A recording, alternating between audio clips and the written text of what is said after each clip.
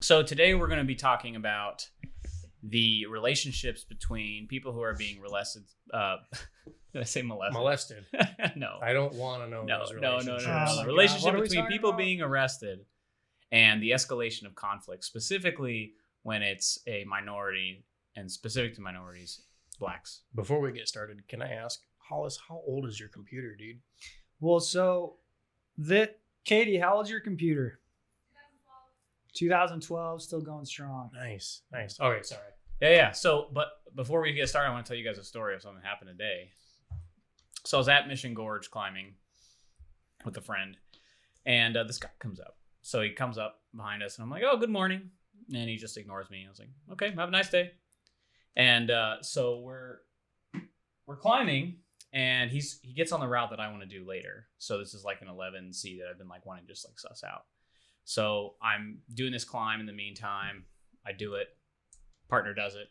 I do it again. He still hasn't even started and is trying to figure out a way to like come on top. So he's being kind of like weird, like he's around us. And so you're trying to set up a top rope to it? Yeah, he's trying to set up. Well, he's trying to come down to set up one like draw. So that way he doesn't have to set the draw from ground up. Okay. Which is like, you know, if you're too scared to do it, then I mean, an 11C. Yeah, it's an 11C. You should be able to get the first draw. Yeah. 11C. It's a high clip, but it's not so high that it's like dangerous. It's not like 20 feet up. It's like maybe 12, and it's maybe 3 moves. Okay. Because you're standing on a rock, so from the ground it's like 12, and then probably from the rock it's like 8. So where's the crux? I think it's the whole sustain thing. Huh. So anyway. So as he goes up, he has an anchor specific to his climb, and he starts threading through a rope on our anchor while my partner's climbing it without telling us. Oh. Ooh, right? What do you think about that? Just off the bat, is that safety? Big no. Big first no-no. off, and I mean not just safety. Dude, it's not your gear. Don't touch it. It's not your gear, and it's a respect issue. Yeah, it's even a respect. if it was sitting on the ground, it's not your gear. Don't touch it. So essentially, Hollis, is like your life is on these little bolts, and someone is somebody up is up there fucking without with it. you knowing, like messing with it. I don't know the rules of climbing, but I grew up surfing, and there's unspoken rules that just you learn and you know. That's an unspoken rule. And this seems just like common sense. Common sense. Don't mess with someone. Don't mess with somebody else's rigging, especially if they're climbing. So I tested out. I'm like, how friendly are these people? Because I didn't know for sure if this had happened yet. I would assume very friendly if they're touching your stuff. Yeah. And I asked, I was like, hey, so you guys, what are you guys doing? Like, what climb are you going to go on? Because I think he's going to go on this climb, but there's other climbs there. And he's like, we're doing the Dalai Lama. That's the climb. It's called Rocking the Dalai Lama. And he was like bitey at it. I was like, what the fuck? I was like, well, do you guys mind if we hop in with you? And the girl goes, we're in the middle of a pandemic, so no. I was like, okay. And so I'm like, okay, these aren't friendlies. Then I learned that They're not friendlies. They're not friendlies. Then I learned they're hostile. They're hostile. Look out. So then I learned about him messing with the gear, and I'm like, okay, this guy has done enough today to like rule out this. You cross the line, I'm going to call you out on it. So this is where I want your judgment on it. So I antagonized him. So he's climbing. He's taken probably about 40 minutes to just start, and he's struggling. He can't get past the first bolt. He then takes off his shirt, and I was like, uh-oh, shirt's coming off. Get serious now. See, trolling him. I trolled him, and he gets pissed immediately. You asshole, blah, blah, blah, blah, blah. And then the girl's like, why are you doing that? Like, why are you being rude? I was like, well, I'm being rude because you were playing on the anchors that we're on, threading your stuff through it. And then at this moment, I realized she doesn't know that information, his partner. And she looks at him, and she goes, you were doing what? And Nice. I'm like, the wedge has been created. Nice. Nice. So it gets better. So he gets more upset, and then he calls me a pussy faggot. So it escalates quickly. You can't use the F word anymore. You can't use it, right? Like, it escalates quickly. And so I just start laughing because, I mean, that's just silly, right? And he's like, you 10A climber. Meanwhile, I just like red pointed this. He didn't see it. This other 11. And it's just like, he's just, trying to invoke the elitist privileges of him not being able to do the 11C. What's that? A lot of testosterone here. A lot of testosterone. A lot of posturing. And so I'm like, ooh. And so I grab my nipples and I go, oh yeah. And I do this dance. And then he gets pissed. He's like, why don't you go back to India? Get the fuck out of here. And I was like, there it is. That's what I was looking for. Laughed, walked away. He said that he wanted to fight me. And I'm like, I'm not going to fight you. And you got your freaking rope. Like, how do you think this is going to go? And he's like, I'm going to take off my rope. I'm like, have a good day, buddy. What do you think about that, Scott? What do you think about that scenario? Because I escalated it intentionally. Yeah, I don't know if I would have escalated it the way that you did. I definitely wouldn't have been. That's like high schoolish, like play with your, yeah. You know, like that's pretty funny. Yeah. But the moment that he would have been like, I want to fight, you would have gone with it. Hockey gloves come off, man. Let's do this. Yeah. Let's do this. See, I'd rather not fight. I'd rather not get physical. And I think that most of the time it's not worth it. But especially a person like that who's already like he's just upset about something. Wound up intense. But one, he shouldn't have fucked with your guys' gear. That was just huge as line mentioned for me. earlier. That was a huge line. Two, I mean, the reaction, it's a pandemic. Everybody handles it differently. All right. That's fine. That's Gotta do your thing. I'm sorry. I won't talk to you. But were you at the route first? We were there at the crag first. So not then at that route. Okay. Not at that route. Okay. They did not have to share the route. They didn't have to share. Asked Yeah, for they it. didn't have to They share the didn't route. want to. That's fine. So we moved on. So climber etiquette is if you're on the route, if you camp out at the route, it's yours, essentially. If there's another group that rolls in and wants to be a part of it, you have the right to say no. Yeah. So they have the right to say fair. no. Although Yeah. it crosses a line if you're there all freaking day. Yeah. But that's separate. They were there a long time, but we could. 45 minutes is a long time, but 45 minutes is also acceptable in my opinion. I think I've spent many times at routes and struggle bust them. And it took 45 minutes, 45 maybe longer to set up. That's fine. Yeah. That's fine. I didn't need the route. Yeah. I could have just definitely called out the behavior of messing with the anchors. I think that no matter what, that is never cool. Yeah, I wouldn't have started with, oh, he's taking his shirt off. Yeah. It's getting serious. I'd have been like, dude, don't fuck with my anchors. You don't know what we have going on up there, and we're climbing. That's not cool. I would have said that immediately. I think I went the extra mile because something about the dude was just like, I feel like something's up with this guy. And apparently he had a raging hard-on for Indians. I think you definitely escalated, and I think you didn't need to. I didn't need to. I think it was unnecessary. Yeah. But I think obviously that guy broke, a climbing. He made a climbing sin. Yeah. Well, one thing though, I mean, Sinan's pretty aware of people, characteristics, attitudes, mannerisms. We're definitely going to get my dog on the podcast. I definitely That's my dog. He attacks everything. I definitely pick up on weird racial stuff. Well, so since you picked up on it and you antagonized it, you knew you were going to draw that out. I knew it. And that right there is what a lot of people do today to instigate fights. Yeah. Well, and that's an interesting thing though, we're going to talk about that today. Where it turned to that to like, hey, go back to India. How quickly. Well, and I knew it was there too. Yeah, and actually, a similar thing happened to me just yesterday that I'll share in a minute. But like, not to me, but kind of.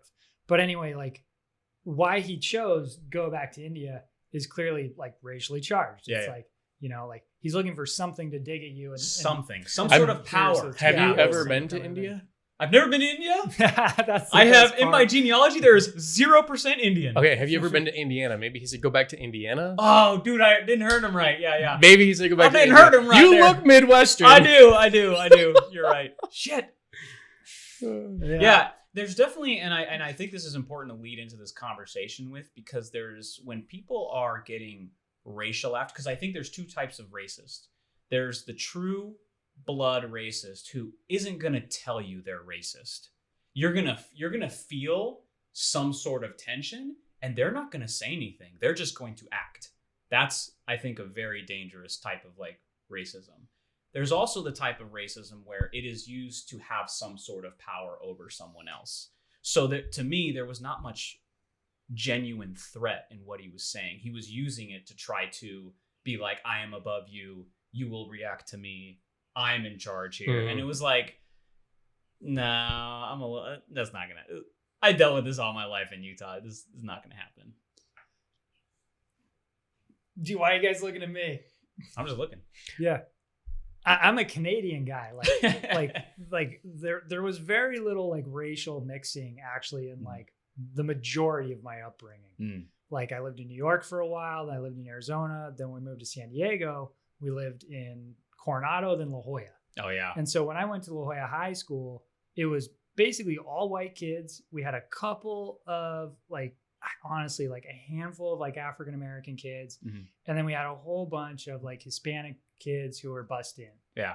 And that was like the school, you know? I wonder what my school was like growing up. High school was very racially diverse. We had a lot of Bosnians, a lot of Arabic, a lot of African American, a lot of Asians. That is already more diverse than the school I went to. So I actually remember my yearbook. I was looking through the pages when I was back in Michigan, I think like 2 years ago. And something stuck out at me, Nguyen. There were 2.5 rows of Nguyen. Whoa. Like student names like Nguyen, going across. I was like, oh, that's cool. Like, this is why I like Vietnamese food. Yeah. You know? Like, I grew up with a lot of people from Vietnam. Delicious. Delicious stuff. But I mean, I remember I dated two girls who were Vietnamese, and I would go over to one girl's house and like the food was always bomb, dude. Like dad was yelling at her, why are you bringing over a white boy? In Vietnamese, you know, she's like, it's okay, dad, I like him, he's a nice guy, you know. That's how she would respond in English to him. So I know that's what it was. But there was always good food at the table. I would have loved for her to have responded in Vietnamese. I mean, like, it's like if you could imagine, does she like me or not? Yeah. What is she saying? No, I was like, so this man would be yelling in Vietnamese from basically like your bedroom out here to the kitchen, and she would be responding, he's a good guy, dad. I love it. Right in front of me. I wish we could have heard what I have wish no idea what he's saying. There's horrible stuff about you, just the most racist stuff about white people. But I think this racism thing is such an interesting dynamic, and I think it colors so much of what people experience depending on who you are. You said you probably didn't grow up thinking about much of that, which also puts you in either an advantage or disadvantage depending on the situation.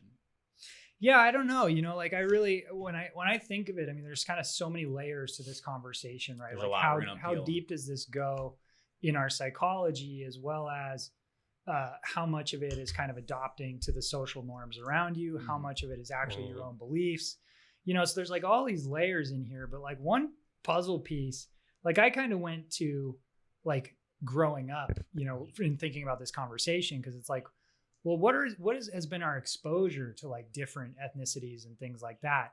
And I don't know if that's really a big effect on like how someone interprets other people. But one time I read a book called The Nature of Prejudice years and years ago. And they talked about in that book how really there's a certain amount of prejudgment we make on basically everything around us. Yes. You know, and that's kind of necessary for life, like not necessarily judging people, but like if somebody's walking towards me with a crowbar, like in my mind, like I'm processing that and I'm going, hey, that could be a dangerous situation, you know? Or if somebody's, you know, like, so you're making all these prejudgments constantly. And so whether we want to believe it or not, we're constantly making prejudgments, but what are the thought processes behind those prejudgments that we have? And like one little thing I want to lob out in the conversation that I think is kind of interesting was I took a class on team building once, and the teacher wrote up on the board, I like you, right? And he was like, what does this statement mean? And people kind of responded. And then he said, this is what this statement really is. And then he wrote the word am.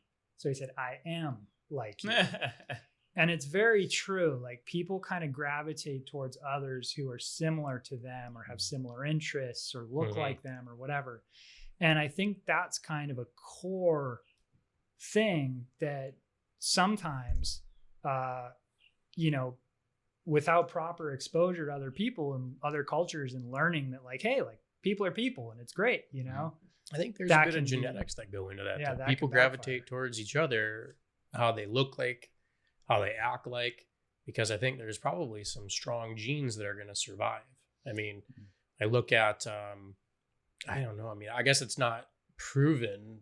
I don't know how to prove it, but a lot of couples that will be together to look similarly like each other will have kids that'll look like them, right? I mean, this is I totally noticed I that. don't know. I don't. Sometimes when you look at couples, you're like, they look really similar. But then again, other times they don't. Like you and Holly, you don't look much alike at all. So I think you're hitting on something where people like people. However, I will take that a step further, and it's that if someone hasn't developed who they are or explored who they are, they're not going to be seeking out people that are that much different, or seeking more variety. Or they don't want to, and they stay isolated by choice. That's willing to take that risk, right? Because to them, it's kind of perceived as a risk. Like, I don't know this person. 100%. I want to say something about that. So I left Michigan at an early age. Went off to college in South Carolina, studied abroad in Ireland. I got out there, I did things. And people that I know that still live in Michigan that I grew up with, they're always, I can't believe you're so risky doing those types of things. You're always going someplace new. I would never do that. It's too scary for me. I'm like, I went to Florida. Like the gators are huge. Yeah. Though, man. Oh man, they have iguanas on the side of the road. But bite your leg off. But I mean, I don't understand how somebody who's in their mid 30s, late 30s, still hasn't gone outside of the U.S.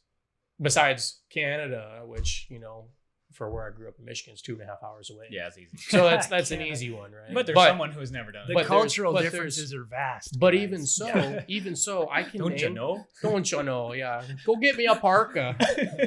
We're so different, guys. I'm sorry. People in Canada are always trying to swear that their culture is so much different from the U.S. It's not that Bitter different. powder, get off of the piss. The thing is, and I think that's the cultural piece, is that people, and I want to get into this with these videos, is that when you have these different types of cultures, what happens is you have a sort of a implicit language. Like, yes, you can recognize that someone's speaking English, but the way that they're speaking English isn't resonating with the values that you have. Ebonics.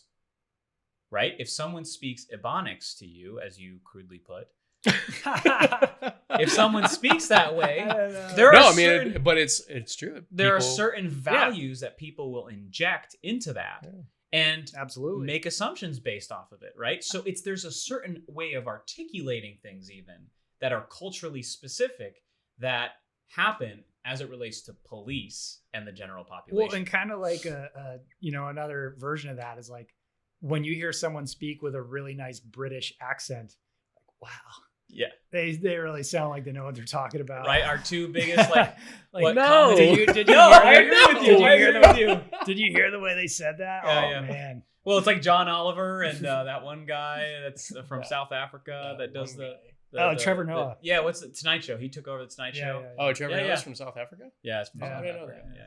I guess I haven't watched as much Trevor Noah. But like the way we speak says so much about who we are, our background. Well, at least we think it says so much. Well, and I don't know enough about this, but I hear in like England, historically, kind of their classes were kind of defined by your dialects. Mm-hmm. Yes, same thing in Ireland. A lot of places in Europe are that way. Yeah. Northern Ireland versus Southern Ireland, they have a different accent. It is here too, but just not as it's not very rigid.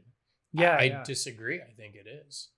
I'm sure. Well, maybe the perceptions, if you hear. I mean, living in the South, I could tell the difference between an Arkansas accent, a Georgia accent, a South Carolina accent, even a Florida. Sure. But would you associate like kind of economic status with those accents, or are they just different Depends areas? on how thick. I think so. Yeah, I think so. Yeah. I mean, that's a really interesting assumption, thing. right? It's an assumption. It's a huge assumption. Yeah. We're constantly making these. I mean, even the Midwest too. Like I get my balls busted all the time for saying things like anyways, or it's colder than a well digger's auger. God, dude. I just sound like a little surfer kid a lot of the time, where I just say dude and stuff. I'm like, I gotta watch that. And so I think it's important for people to recognize that, they can open up their minds a little bit and not just hear the words that people are saying, but the meaning behind it. And that's really difficult. That's for people deep, to do. man. It's really not. It's not. I don't think it's that deep. No, I think great thought. Man. There's some words though that there's some colloquialisms and some sayings that, I think can have a mixed message. Like, what do we always make fun of those two kids that were sitting out at the beach with us? I'm fat, tired. Oh, man. they were. So we were sitting at this beach, and these little like 19-year-olds came around, and they were speaking different language. One guy goes, completely different language. I'm freaking fat, tired of working at Skips, and we're like, what did you just say? What is that? And but it's they, English. They were It's trying English. to order a pizza, and it was a very difficult process for them. Yeah. It was like 8 of them, and they were like, "How do we? Well, who's paying? Well, who's really hungry?" And it was just hilarious. Yeah. But But we group ourselves by our dialects a lot of the time. Like our language, yeah. like you're an engineer, like there's certain terminology. Oh, I'm not an engineer. No. Well, whatever. Well, you work with a lot of engineers, Yeah. or in construction, right? There's a lot of terminology that people will use that you Yeah. quickly recognize. This guy's one of us. Yes. My It's buddy, identifier. one of my buddies works in roofing, right? He's like, oh, you're. I can't even remember. Like, all I got is like, hey, you got gravel and this, you're shafting or whatever. I don't know. Like, Talking about shafting. talking about shafts. I always talk about shafts. It always comes back to shafts with me. Yeah. But like he's just throwing all this lingo at me, and I'm like, dude, I don't speak your language, man. Like I'm not a roofer. Yeah, like it's I don't lingo know what and this is. colloquialisms, but it's job specific. And I think one of the hard skills for people to have in terms of just not just hearing the words people are saying and being like, I don't understand you, but trying to interpret the meaning is that there's things that you do that you kind of like meta communicates, like talking about how we're talking about, which is very difficult for people to do. Does that make sense? How to talk about how we're talking. No idea what you're saying. Okay. I'm just It'd be like asking a question, how's this conversation going? Now we're gotcha, talking yeah. about the conversation itself. Sure. Right? It's rude. It's what? It's rude. It's a rude conversation. And I think like when we're Am I looking in at the trouble? meaning, when we're looking at the deeper meaning of what people say, and this plays into this piece we're going to talk about with the police and using this guy this morning as an example, the meaning of what that guy was trying to say was, I don't like you. He couldn't articulate why he didn't like me, at least not eloquently, with something with more substance. But what he was trying to say is, I'm better than you, and I can tell you to go away. I can call you X, Y, and Z. And the meaning behind it is, I'm not your friend, buddy. Right? Dude, I'm not your guy, friend. race aside, if I were him, I'd have wanted to kick your butt. For- if somebody for did the chastising. nipple thing to me, Yeah. I'd be like, all right, man, like Yeah. F off. Like, Yeah. I mean, Well, this was after getting called a pussy faggot, so That's true. I was like, okay, I this mean, is getting he ridiculous. definitely crossed the line first. Like you don't throw that out there. Well, you That's also don't not mess good. with people's gear. Yeah, you don't do that, but like you can like that. You can talk around that. Like you can go, hey, that's that. Like, dude, you don't do that. Please respect the line, whatever. In the future, like watch yourself, man. You can get in a lot of trouble with that. Like you can deal with that without going to Sure. nipples and calling people pussy faggots. So, it's funny that we have these interesting altercations. We had one this weekend too at the Ramona, the watering hole we went to for my birthday. a Yeah, couple years dude, ago. tell me about that. So we're out there. It was the girlfriend and I, Nate, and a bunch of Kellen. no, just Oh. us. This is But a different. bunch This of is other different. people. Yeah, this is just like yesterday. Your typical white, overweight tattoos everywhere. Oh, the watering the hole. the really tacky type tattoos. Like a spider right here type of a tattoo. And to each their own, man. yeah, to each their own. Whatever you find art and appropriate for your life is cool. I don't know if I want to get a tattoo of a spider. Yeah, on my I'm dude. not saying it's tacky. You so might want a don't tattoo of a Don't shaft beat on your me neck. up. Beat up Scotty. But so Vicky picked up on a cigarette smell, and that was it's offensive. Like I don't want to smell cigarettes either, right? Yeah. Nobody really does unless No. you're a smoker. It's So anyway, guy walked by, he was smoking a cigarette, and she didn't notice that. She's like, "Somebody smoking a cigarette?" And looks over at me, and I'm like, "Yeah, a guy just walked past us, and he wasn't too far away. Like he was probably 15 feet away, somewhere around there, close enough proximity we could smell it, but he had a right to smoke. It wasn't in our position to say don't smoke." Well, Vicky said, "Can you not smoke? There's kids around." And I thought that this was just gonna completely spin. I'm sitting down, guys behind me, Most Vicky's people are standing cool. in front of me, and guy says, what? Okay. And then just moved on. That's awesome. And I couldn't believe that. And I was jumping to a conclusion. I thought that this dumb fucking redneck, me thinking that about him, right? This dumb fucking redneck is going to say something smart to my girl, and I'm going to have to step up. Yeah. Like, that's what was going on in my head. Like, fuck, Vicky. why did you do this? He's got boys over there, and yeah. it's just Nate and I. Yeah. and but Vicky has a tone too. Yeah. She's got a tone. She's got a delivery that is very authoritative and straightforward to the punch. But dude took off and went back to his group and had no problems. Had no problems with him. Had no problems with anybody else. People were jumping in the water, smiling, having a good time. It was peaceful. It's really not. It was fine. Yeah, don't judge it wasn't by its cover. Yeah, totally judged him. Totally thought it was going to go somewhere else. But I've been in so many situations where it has. Sure. So all right, so guy gets pulled over. Wait, let me tell my story here. Hell no, you tell your story later. We have to jump into the podcast. Well, we're talking about podcasts. Yes, we have to jump into. We're the doing it now, topic. Sinan. This is the actual podcast. Okay. Wait. It's really fast. It's so fast. It's like the fastest thing ever. I had these guys working on my house, right? Helping me fix my mom's toilet because it was leaking.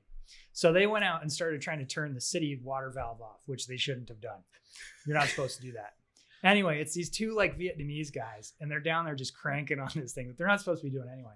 And my neighbor, who my mom's neighbor, who I've never met, was standing there just staring at them, just like with this like look of fear on her face. And I could tell that she was just like, who are these weird guys doing this thing to my neighbor's house? And I almost know for sure if they looked like I do, there would have been no issues at all. And she would have just went up to them and like, hey, what are you guys doing? Can I bring you some lemonade? Yeah. Cause I came out and I was like, hi, hey, just wanting to let you know, hey, these guys are doing some work on the house. Don't worry about it, And then everything was cool. But that look on her face, I could see it in her eyes, just this, who are these people? They're not like me. They're definitely not supposed to be in this neighborhood. Oh. What's going on? Yeah. That's my story. And you felt it. Oh, I could feel it. You could feel it. I could feel it. And that's an important thing. That feeling is very important. Yeah, it's almost a sixth sense. It's reading body language. Yeah, and I could see it, and they're over there just like cranking on this thing that they're not even supposed to be doing. Which afterwards we didn't do that. We called the city like you're supposed to. But anyway, smart. Yeah, so there you go. I mean, but like, so it's all around us, right? And we don't always recognize it. We don't always perceive it. We don't always pick up on it. But it's constantly happening in the background. I think people do pick up on it. Just like today, I picked up on something. Like it's weird to say good morning to a person at the crag when you're the only ones there and get ignored. Like, and you just pick up on something. I hate that. You're like, huh, something's up there. I hate that. I don't want to get involved, but something's up there. So this gets picked up. Kansas. You guys watched the video? I watched the first two. I didn't watch the third because the Instagram. Yeah. What did you think about that? So I'm talking about the guy that got pulled over by seatbelt. Yeah, that dude. So this is going to be police escalate, or this is going to be him escalating it and making it. I've seen this one. Yeah. So African American guy driving an SUV gets pulled over by a white police officer. Police officer is about to give him a citation for not having a seatbelt. Guy starts to drive off and with a thick accent. Yeah, is having some issues with why he pulled him over. Like everybody else is driving around, they're not wearing seatbelts. Why is that okay? He's not communicating that well, and he doesn't understand. You got caught. Other people getting caught isn't going to get you off. Yeah.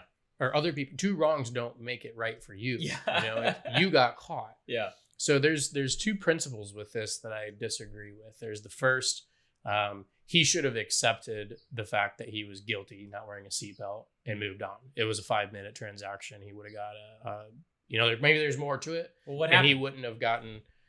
So the altercation, as I said, he was starting to drive away. Officer. We're gonna put the YouTube link also in the. Yeah, officer demands that he gets out of the car, forces him out of the car. As he's forcing him out of the car, the guy got pulled over, starts getting the upper hand, and the cop, the officer's partner, reaches for a gun, pulls it out, and shoots him. As the officer's on the ground, and the other guy, the guy with the lack of the seatbelt on, the perpetrator, there's the word I was looking for, is starting to get the better hand of the fight over the officer. It looked like the guy was reaching for something by his belt, the officer's belt. It was moving a little bit quicker than I could tell. Yeah, it's hard to tell. But it looked like he was trying to grab something from his belt. And it could have been a taser. It could have been anything. It could have been he was just trying to push off of the body. Either way, wrestling with someone who's wrestling with a police officer. And having that police officer's partner be behind you, not good. Guy got shot. Don't know the rest of the story because the video stops after he got shot. Yeah. So don't know if he went to the hospital and survived. He survived. Don't know he how was the charged case. with battery against an officer, interference of the law, no proof of insurance, and no seatbelt. No seatbelt. So my question, as I'm watching this all unfold before I see the end, is: did he have a bench warrant out for his arrest? Were there prior convictions that he was running from? That Who didn't knows? come up. None of that comes up, right? Maybe that's why the guy was pushing back on the officer. Maybe he didn't want his license to be ran. That's what I would think. Like, oh, fuck, I got a bench warrant out for my arrest. Come on, officer. You're really pulling me over for this? Let me off. Yeah. You know, I'm trying to I got to feed my wife and kids, blah, blah, blah. I'm working. I'm homeless. Yeah. All that shit that he was saying. He said all that stuff. So with that all out there, if he didn't have a bench warrant out for his arrest, fuck, man, take it on the chin, dude. You got caught not wearing your seatbelt. Yeah. You did not need to escalate it. A seatbelt fine, a seatbelt infraction in, where was this, Pennsylvania? Yeah. In Pennsylvania, No, this was in Kansas. Oh, in Kansas, can't be any worse than what it is here in California. Yeah. Right? It was like a $50 ticket. What's to say $75 maximum? ticket. Let's just say maximum $350 ticket. Was that worth it? Yeah. Was it worth getting shot in the back? On accident. It wasn't. It definitely wasn't on accident. So that police officer pulled the gun. You think so? Oh, 100%. A police officer is trained to pull a gun, and if they're going to pull it, they're going to be able to use it. They're going to use it. I just noticed that the way she shot, it was like she was using a taser. She thought it was her stun gun. That's what she said. I can't imagine that those reflexes are going to grab a gun or a taser and mix either way up. It's pretty negligent. I mean, you're a new officer and that's what you're grabbing. That's scary. That's liability for the police department. So she resigned immediately, but all of her charges were dropped. So she got away. Like not got away. She walked off. And is that warranted? That's a different discussion or a different debate. Well, we can get into that. They said that she acted appropriately because of the gravity of the situation. They did not find criminal negligence. So was the guy, was the cop pinned down? He wasn't pinned down. They were wrestling on the ground. So and the other guy got on top of him. As he was on the ground, the perpetrator was like, he was like brushing off the cop's arm or something like this. Took a swing at him. And it looked to me like he was reaching down as he was trying to do this. So he's brushing off the arm and doing this while the cop is on the ground on his back and he's trying to grab the guy still. Or he's somewhere along Is the guy running away or is he trying to beat up the cop? The guy's trying to collect himself from throwing the cop on the ground. Yeah. So it looked like he was trying to collect himself, brushing the hand off of him, or brushing the cop's hand off of his head, and also reaching. And I don't know if that's true. We could pause it and throw it in slow motion. Yeah. That's what it just looked like to me. So but the police, the woman, the cop that was behind him, couldn't have had that type of an angle that we had, but still pulled her gun and shot him. And it was dangerous to shoot him because the bullet could have gone through the person, through the perpetrator, and into the cop. Yeah. So that to me was negligent just in that sense. Yeah. And there's also traffic that's on the side of them too, driving by. That's why I think she didn't mean to. I think it was poor judgment for her to grab that pistol and shoot it. Yeah. Completely poor judgment. For sure. Should not even have a weapon. She should have a weapon, but she shouldn't. Like, as a regular person. Like, if you're going to be accidentally pulling out your gun instead of something else. Rule number 1 with pulling out your gun, you're going to use it. Yeah. Rule number 2, if you're going to pull out your gun and you don't want to use it, don't pull out your gun. So why do you think it escalated? Okay, so here's one thing that I notice about escalation issues is that when people are escalating issues with the police, what they start doing is arguing with the police. Well, they start arguing, they start getting emotionally exhilarated. Yeah. Right? And big time. They want to have their message conveyed to the officer. And I think I didn't do anything. Yeah. That's a big message that they keep clamoring. I did not do anything. I think that this specific cop did an excellent job trying to keep it at a level situation. So I think that he did an excellent job. His patience are a lot longer than mine. Mm-hmm. I mean, I think the video was like 4.5 minutes, 5 minutes, somewhere around there. Arguing. And he's like, look, dude, do you really want to make this worse? Now I have to take you to jail. Yeah. I don't want to do that. Yeah. I mean, he's given the guy a benefit of the doubt multiple times. He said, you could give me your ID, your registration, Right. proof of insurance, and you can be out in 5 minutes. Right. So I think part of this is the escalation starts happening with people who are unwilling to obey commands, which already, if you think about him coming into the situation, he may have preconceived notions of what interactions with the police are like. So he already felt like he was singled out. Like everything was happening to him. You remember he pointed out, hey, there's other people without their seatbelts. Oh, these white people not without the seatbelts. Why aren't you pinning them? Mm-hmm. Right? And even if that was the case, that he saw the one black guy without a seatbelt, he was like, I'm going to go after him. What is arguing about it going to help you with at that point? It sucks, man. I don't think it's going to help out at all. I mean, I wouldn't do it if I was in that guy's situation. As many times as I've been pulled over, I never once said, well, everybody else is speeding past me. Right. Or everybody else is doing this. Because what also happens is when you start arguing and you start talking, you're giving them evidence to be used against you. And that's a big topic that I want to, like, surrounding all this is what you say to the police can and will be used against you. It is not can and will help you in court later. Well, so in this situation, right? Like, so let's say you get pulled over and the cop says, do you know why I pulled you over? And you said, yeah, because I'm not wearing my seatbelt. That's the end of it. Not necessarily. Maybe he pulled you over for something else and you just forfeited another crime that you just did. Strategy. Yeah. I mean, like, that's... Might have pulled you over because your taillight I would say out. no. I don't know why you pulled me over. I mean, for me, that's always been my strategy. If I get pulled over and they ask me, do you know why I pulled you over? Mm-hmm. If I know why they pulled me over, I think I do, I just say it. So you do the liar thing? I'm not a dumbass, and I'm not like, hey, there's a bunch of weed and cocaine in my glove box and there's shrooms in the trunk. I'm not saying that, but you know. Well, you don't have that stuff anyway. Yeah, of course not. But they're like, you know, if they pull you over, it's like, yeah, hey, do you know why I pulled you over? I'm like, yeah, I just rolled that stop sign. Like, hey, do you know why I pulled you over? Yeah, probably because my left blinker's out. Yeah. You know, and because then you've opened yourself up, like, hey, because my left blinker's out, and they're like, yeah, I've been meaning to fix it, haven't gotten around to it, but I know it needs to get done. You know, like you're just having a conversation. I think that's a huge assumption because on the one hand, you're not coming with the pre-thought that a police officer is not there to help you. Exactly. Like I always come from the mindset of like, they have a hard job. You're dealing with people in their worst situations all day, every day. So all I'm ever doing anytime I ever interact with a cop is trying to make their life easier.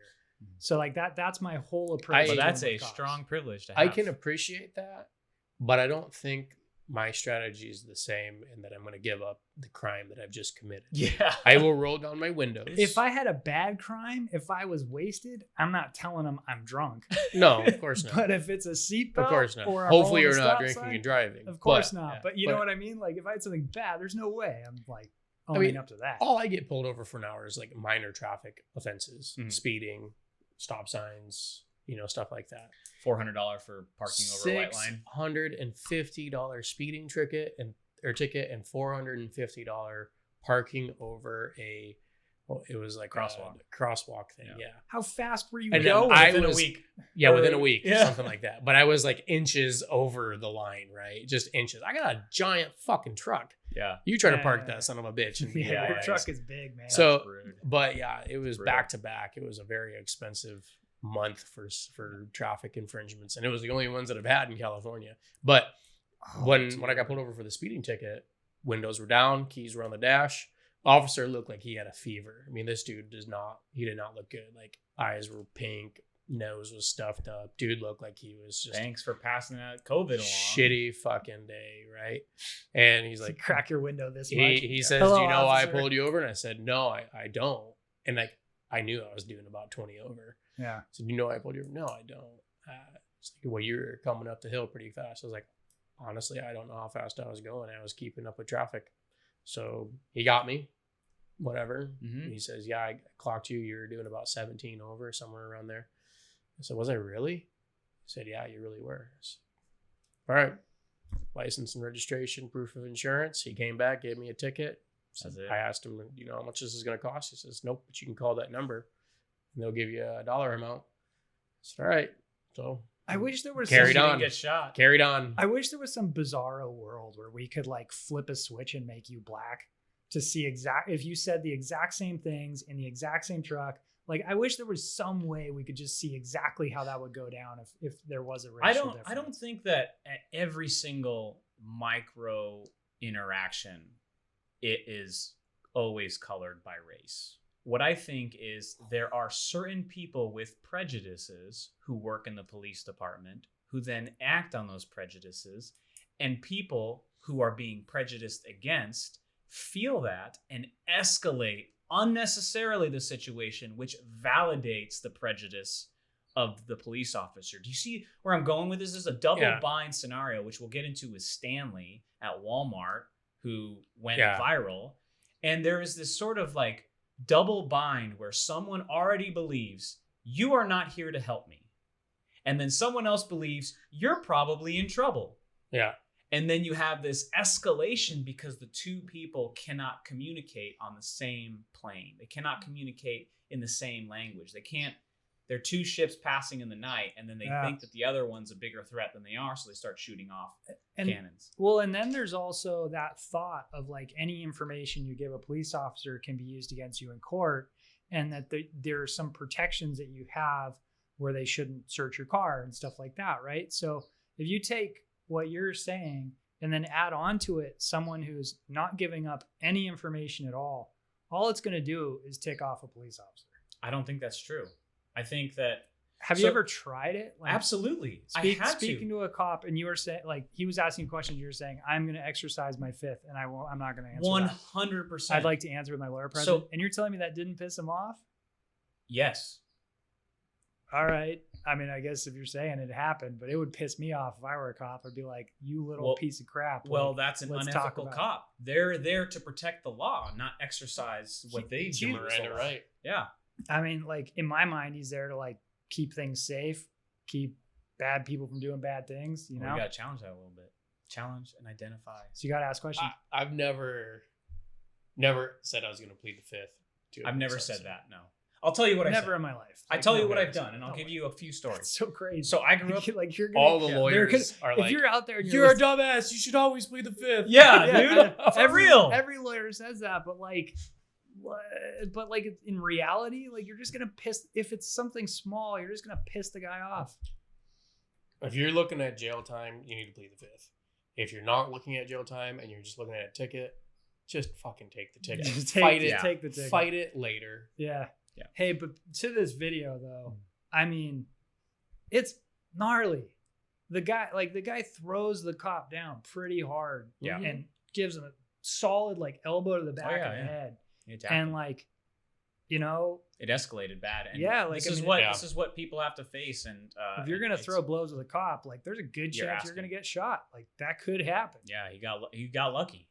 I mean, at that level of altercation. But I grew up in Utah. And growing up in Utah in a post 9/11 world, there was a lot of racial tension that I experienced that I had no part to do with, right? So people wonder people ask like, okay, well, how much is it product of your environment or your agency? That's a huge thing that specifically Republicans like to harp on. It's that people have agency and that they shouldn't do bad things because you have choices. And they really underscore, particularly in an undeveloped male brain, how much influence your environment has to stoke certain behaviors over others. You don't have full agency at 18. Like, you're still looking through Instagram being like, this is what I got to do. Like, how is that agency? I don't believe we have any agency, but that's a whole other podcast. That's a whole different thing. But it's a cop-out, right? That people have choices. Sure. Because they do have choices. People have choices, of course they do. But they're influenced by the environment. We cannot separate the two. That's not to say that you're 100% influenced by your environment. Some people are, and then some people have 100% agency. Let's assume that there's those extreme outliers. But most people are blending in the middle. So here's one scenario that I had. So I arrive in my hometown after a stint in Colorado selling Comcast door to door. So I took the bus, took the Greyhound, thug life with a couple of suitcases. My mom's picking me up at the local transportation center, and I'm outside of a Smith's, which is in Utah, which is like our Vons. It's like Vons. So I'm in a public place, daylight out. See a group of cops. They're laughing, talking. They're on bikes. They all move off. One cop comes to me. So obviously, like, they had some discussion about, like, well, one guy's going to go check what that's about. And so the guy comes up to me. He says, "Hey, how you doing?" I was like, "Good." He's like, "So what are you doing in town?" And I'm like, "Just going home." He's like, "Well, where's home?" That's when you stop answering questions. And then I start going, "Look, officer, is there anything you need from me?" "Oh, I'm just trying to figure out what you're about and what you up to." And I'm like, "Okay, well, unless I've done something wrong and I'm free to go, just let me know and that's it." And he's like, "Well, can I search your bags?" And I said, "No, you may not." He's like, "Okay, well, I'll see you around then." I was like, "Sounds good." So let's put this in context. So what year was this? This was in 2007. 2007. Mm-hmm. So like at that time, we were at war with Iraq. Mm-hmm. And I think there was a lot of general kind of fear and anxiety around, like, could there be, people, so yeah, I mean, definitely jump in on this. Jihadists around, right? And so, like, I'm not saying what that guy did was right in any way, shape, or form, but just looking at the broader context, that's probably where that came from. He saw like a 100%. darker skinned guy, and So, he's like, 100%. I'm gonna check this dude out. So and now see multiply that experience for me 100 times. How do you think that starts coloring your perspective about your interactions with the police? No, for sure. I am being pulled over all the time now. Yeah. How does that affect you as a person to just get pulled over and just? Well, it's never happened to me. You tell me, man. Like, what did that do to you? I don't know. I'm really curious, actually. Like, I'm nervous when I get pulled over, but if I've been pulled over back to back, I'm less nervous. So, like, if I got pulled over for speeding on Monday, got pulled over again on Wednesday by a different cop, different jurisdiction, I am not as nervous as I was on Monday because I've already gone through it. I've already felt the anxiety of it. It's kind of worn off. When they hit you with those lights, man, like, if you get pulled over at night, it's like, oh, crap. Yeah, it's like, what now? Yeah. So that's how I feel about it. But I mean, unjustified being pulled over, that's a completely different animal. Yeah. Like, if I'm going to get pulled over, I probably was speeding. Well, so you know the story. Well, so Sanat, before you jump into the next story, though, I mean, let's talk about that. So, like, this happened to you a lot. Like, and what did that feel like? Like, I have no idea. It felt like there are people out to get me. 100%. I was arrested in February of 2008 for, well, let's a little bit more backstory. There was an RA at the university campus who was not my RA, and she called the police on me twice before because she knew I was a bad kid. She told this to one of my friends who she didn't know was my friend, but he knew who she was at a frat party. First time she called it, she thought I was smoking pot. I just woke up, like, I got a knock on the door. Police are coming to search your room. I was like, what? But you were high though, right? No, I was not. Yeah. I just woke up. Sorry to hear that. So let me just paint you the picture. You asked that you want to hear this color of the story just to give viewers like an understanding where I'm coming from this. Yeah, because I have felt this discrimination in multitudes of ways. Now I'm just talking about police discrimination, but this involves an extra person. So this person calls the police on me. They don't find anything. I have 4 cops in my room detaining me in my room with a drug dog sniffing. I just woke up, right? Second time. Same thing happens. She thinks she smells pot. She comes to our dorm. She is putting her head down through the peephole so we can't see who it is. I open the door. Cops come in. My dorm's locked. I hear someone wipe it, like slide a card through it to open it. So it's an illegal entrance that no one would give me access to the records because there's a data card, right? Like, there's a transaction that happens and they can see which cards open which doors. Okay. And they wouldn't give me the access to that. I called like the admin and I was like, hey, look, I would like to gain some access to it, but I'm not a lawyer, so I can't say it in these fancy ways. She finds 3 beer cans in my dorm. Illegal. Sent to court for, like, they let it go because it's your first, like, criminal offense. Yeah. My roommate's in that same dorm. She comes over, empty bottle of vodka. No police. Caucasian kid. Both Caucasians, yeah. Third time, she smells pot. This time, I was smoking pot outside. Police get called. They go to my car. Earlier that night, a buddy had spilt weed in my vehicle. So they smelled like pot in there. We'd smoked weed in there. They found the weed in there. There are 14 cops on premises looking for me. 7 in my dorm, 7 in my room, 7 at the base of the house. When I get charged with a first-degree felony for intent to distribute a Schedule I substance. And how much weed did they find? The crumbs. Wow. So I'm getting charged this, and I'm like, what? Second-degree felony for possession of cocaine. And I'm like, what is going on? Which you didn't have any cocaine. It's not my thing. Not my thing. So I talked to a lawyer beforehand because they didn't arrest me that night. I turned myself in because I had been able to not be there while the police were there. So I turned myself in the next day after talking to a lawyer. And we get into the police room and they're telling me all this stuff. And I'm like, and by the way, when you're in those interrogation places, it's a tense situation. I can imagine, man. I mean, I've only seen it in movies. I've been to 2. The rate of false convictions through that process is extraordinarily high, especially Kamala Harris. Especially if you are a young black male. Yeah. It is very high risky scenario. And there have been many people who have had mental illnesses, development issues, who have confessed to murders, rapes, and stuff because they felt pressured. So let's just break down this story a little bit. No, I'm not done. Let me finish it out because you have to hear about the conviction, the first-degree felony, second-degree felony. Because I kind of want to build up, at some point, how many opportunities there are in this process for me to get slammed, for you to get absolutely effed with basically no recourse, no ability to kind of put your side out there. Yeah, zero. But so let's keep going with it. 0. So the ecstasy, they found it on my desk in a baggie. Well, a couple weeks earlier, I'm a broke college student. Was it ecstasy or was it cocaine? Hold on. It's white pills without a stamp on them. Okay. Adderall? They're in a bag. A couple weeks earlier, me and my buddy went to go buy melatonin, and I'm cheap as fuck. So we split a bottle. He keeps the bottle. I keep the other half, and we put it in a little baggie. So that's melatonin to help me sleep. These cops aren't exactly sending this stuff to testing.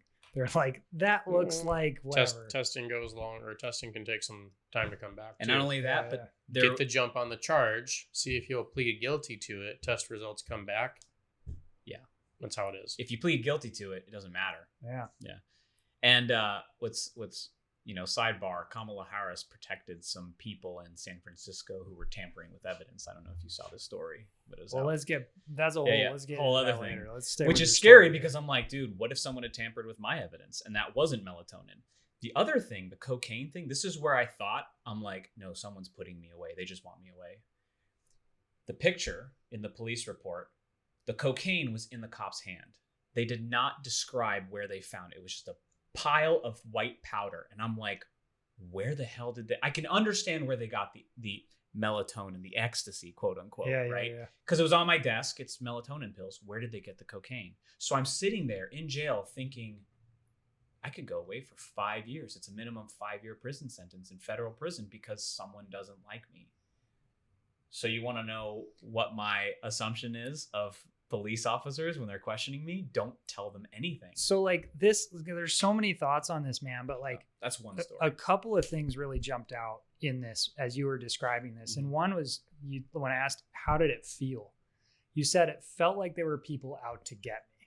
Oh yeah. Right. And I've never felt that before. Anytime I've ever interacted with cops, I've never felt like they're out to get me. I always feel like they're just doing their job and that's whatever. Right. But then as you went through this process, there were all these opportunities for them to basically plant stuff on you, which they did, that now you have to somehow defend.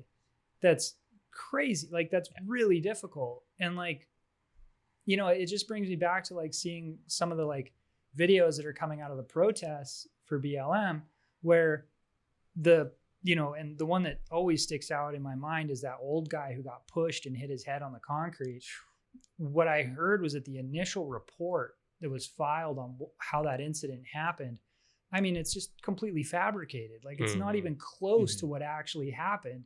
And then all these videos come out, and, now the cops have to like rally and tighten up and whatever. But like, so it's like, if you're in a situation where you feel like, hey, these cops are out to get me, and then like, hey, I don't have the financial resources to go hire a really kick-ass lawyer to like, fight with a police system that where guys are planting stuff and are actively out to get you. Judge system too. Yeah, as well as that, like, I can really see how you're really scared going into that initial conversation with a cop. And this is all the more reason to do what I do when you meet cops and you go, thank you for being a cop. Without you, like, shit would be difficult.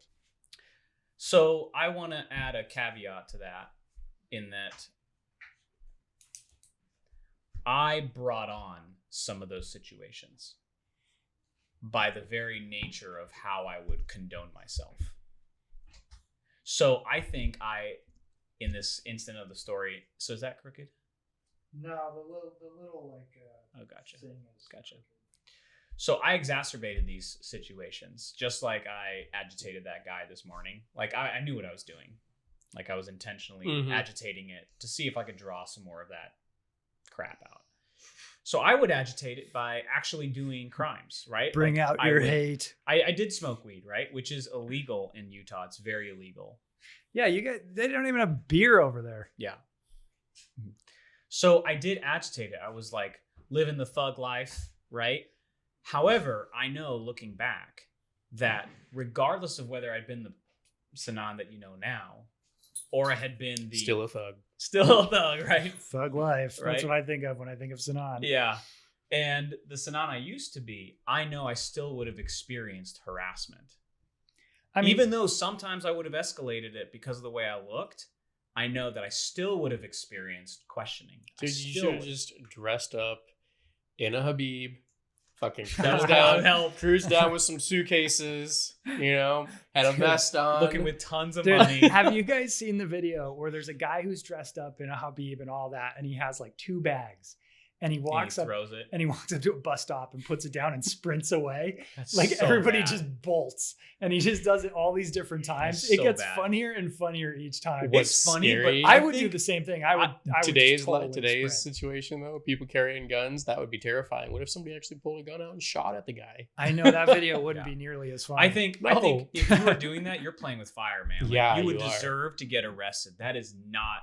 That's like the fake North Korea bomb that went off, right? Where people in Hawaii thought they were dead. Like, you do not do that. You definitely shouldn't do that, but it was absolutely hilarious. People were doing some pretty outrageous things when they found out that was going on, like cashing out their 401ks, trying to get off the island. All kinds of stuff was happening. Jeez. You fucked with people's lives. So yeah, Hollis, I think that I was definitely under the impression that police officers were out to get me, and that because of that situation, and because of so many situations where I would start talking and then the police would try to quote unquote be your friend and then ask to search your car, I was like, what can I do to protect myself? And one of the things I found, it's an old video, but it's so succinct and so great. It's by the ACLU, and they talk about don't talk to the police officers, and they tell you what your rights are.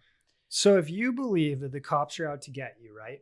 Not always, not so much anymore. Well, I live in San Diego. It's a lot easier than Utah. I'm like reenacting that situation in my brain from 2 different perspectives. Mm-hmm.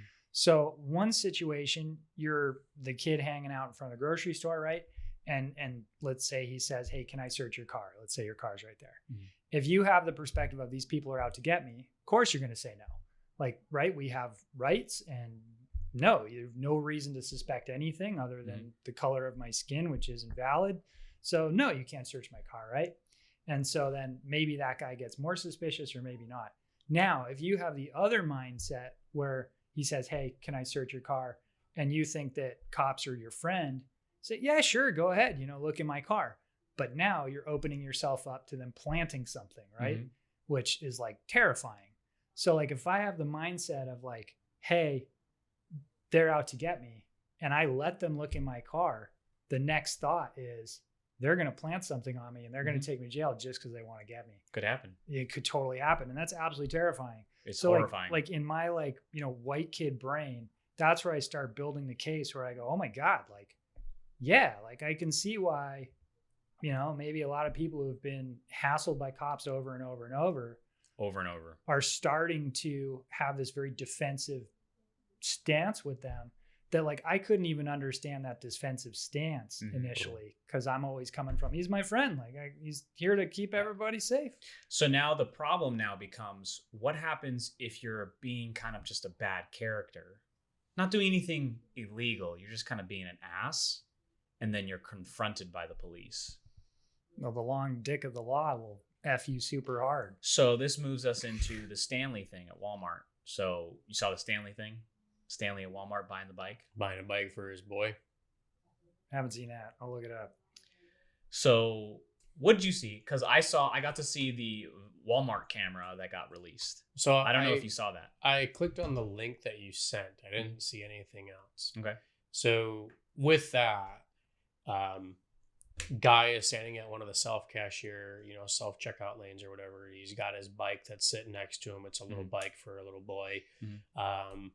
And cops are trying to detain him. Yeah. And he's not really well-spoken. He says, I paid for it. I got a receipt. I paid cash and card. He keeps on reiterating this. He's, what did I do wrong? What did I do wrong? And the cops are not giving him a reason why they're detaining him. And they need to. Like, you have to be told what you're being arrested for. And people are congregating around. There's somebody who's trying to usher some people away. It escalates. It goes to the outside. So we've moved from the cashier's lanes. Now we're outside in front of the cop car. And they're trying to put this guy inside the cop car. And he's fighting back. And he's not doing it. And they're tasing him. And they're forcing him in a cop car. They are literally taking this man away. Handcuffing him, taking him away without telling him what he's being charged for. It's fucking ridiculous. There's no reason why that should have happened. And this was in Wanasee, Missouri? It was in Pennsylvania. Pennsylvania. Wanasee, Pennsylvania or something like that. Something. Why? Yeah. Something. You see it on the cop cars. There's multiple cop cars there. You can see it all over. But it's an absurd situation. Yeah. Fortunately, I think for this gentleman, Stanley, everything was caught on camera. Hopefully, no fucking charges were brought. He's being charged. He is? He's being For charged. resisting arrest? Yeah, he's being charged for, and he's lawyering up, and there's like a GoFundMe page for him. I hope he gets He's being off. charged with aggravated assault, simple assault, disarming law enforcement, resisting arrest, defiant trespass, and disorderly conduct. So, there's got to be a backstory to this. There is. There has to be a backstory. So, before we do that, I want to mention Robert. There we go. He's just protecting the inside. house, man. Inside, Rob. He's protecting the house. Okay. He doesn't like white people. That was a white guy that was just walking Oh, by. he hates white people. He hates white people. He hates black people. He hates everybody. People. He hates people. He Yes. hates He hates Sanan. my shoelaces. He really hates your shoelaces. Yeah. There's a lot of hate in him. His hate is strong. Yeah, it is. So there is backstory. However, before we get into the backstory, I want to make a note that one of his fatal flaws, and this is a reoccurring. Sorry, guys. I don't know. It's a shitty camera, I swear. Damn. All right, let's just keep going.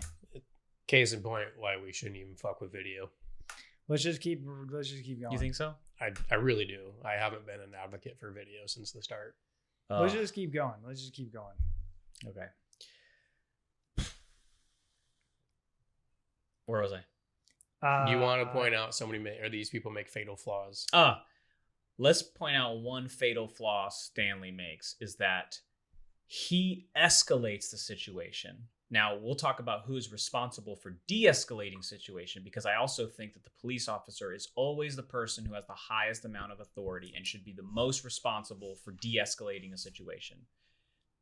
You cannot assume that a citizen is going to have the social savvy to do so. That doesn't mean that the cops have the social savvy. I just think it's the greater responsibility for the cop to try to de-escalate the situation. Yeah, I agree. Cops should be extensively trained in Stanley de-escalation. escalated the situation significantly by protesting why they were there and reiterating himself. Why are you arresting me? Why are you talking to me? I did nothing wrong. First and foremost, it doesn't matter if you believe you've ever done anything wrong.